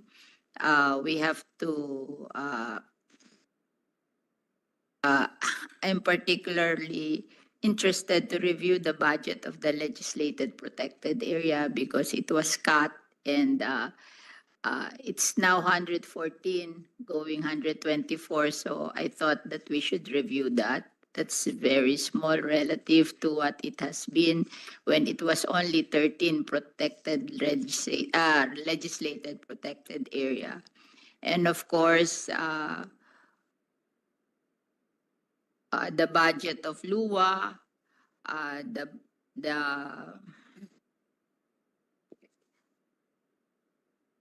the list of waterways going to Manila Bay, the list of composters and tracers that you have distributed, the EPR implementation, and the potential salt production area, the loss and damage farm study, fund study, and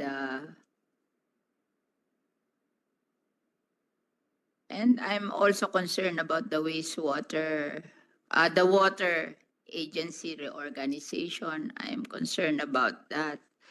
And what is the implication of if we pass the tree planting bill on your budget on the greening, diba? And of course, I'm very interested what would be the outcome of the study in Manila Bay. So with that, Madam Chair, and can I just find out, GM Santiago, anong excuse niya? Why isn't he here? Sorry, Senator, we have been calling him, but it seems that But he's so busy. I- I We'll mean, try to, we'll try Secretary, to- we'll but take that. you're going, the whole department, if this was in the House or my earlier version of me deferred yung budget, but you should not be punished for someone who, but ganun yung attitude, so please look into it. No? Thank you. Yes. And sa plenary, he cannot be absent.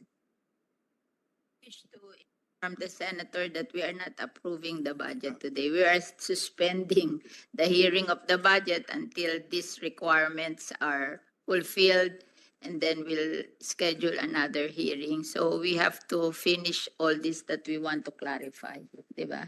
So maybe, Madam Chair, he can be here the next hearing and be accountable. No, again, I'm not holding the whole LLDA. I think there's a problem with him or his attitude with projects. Thank you.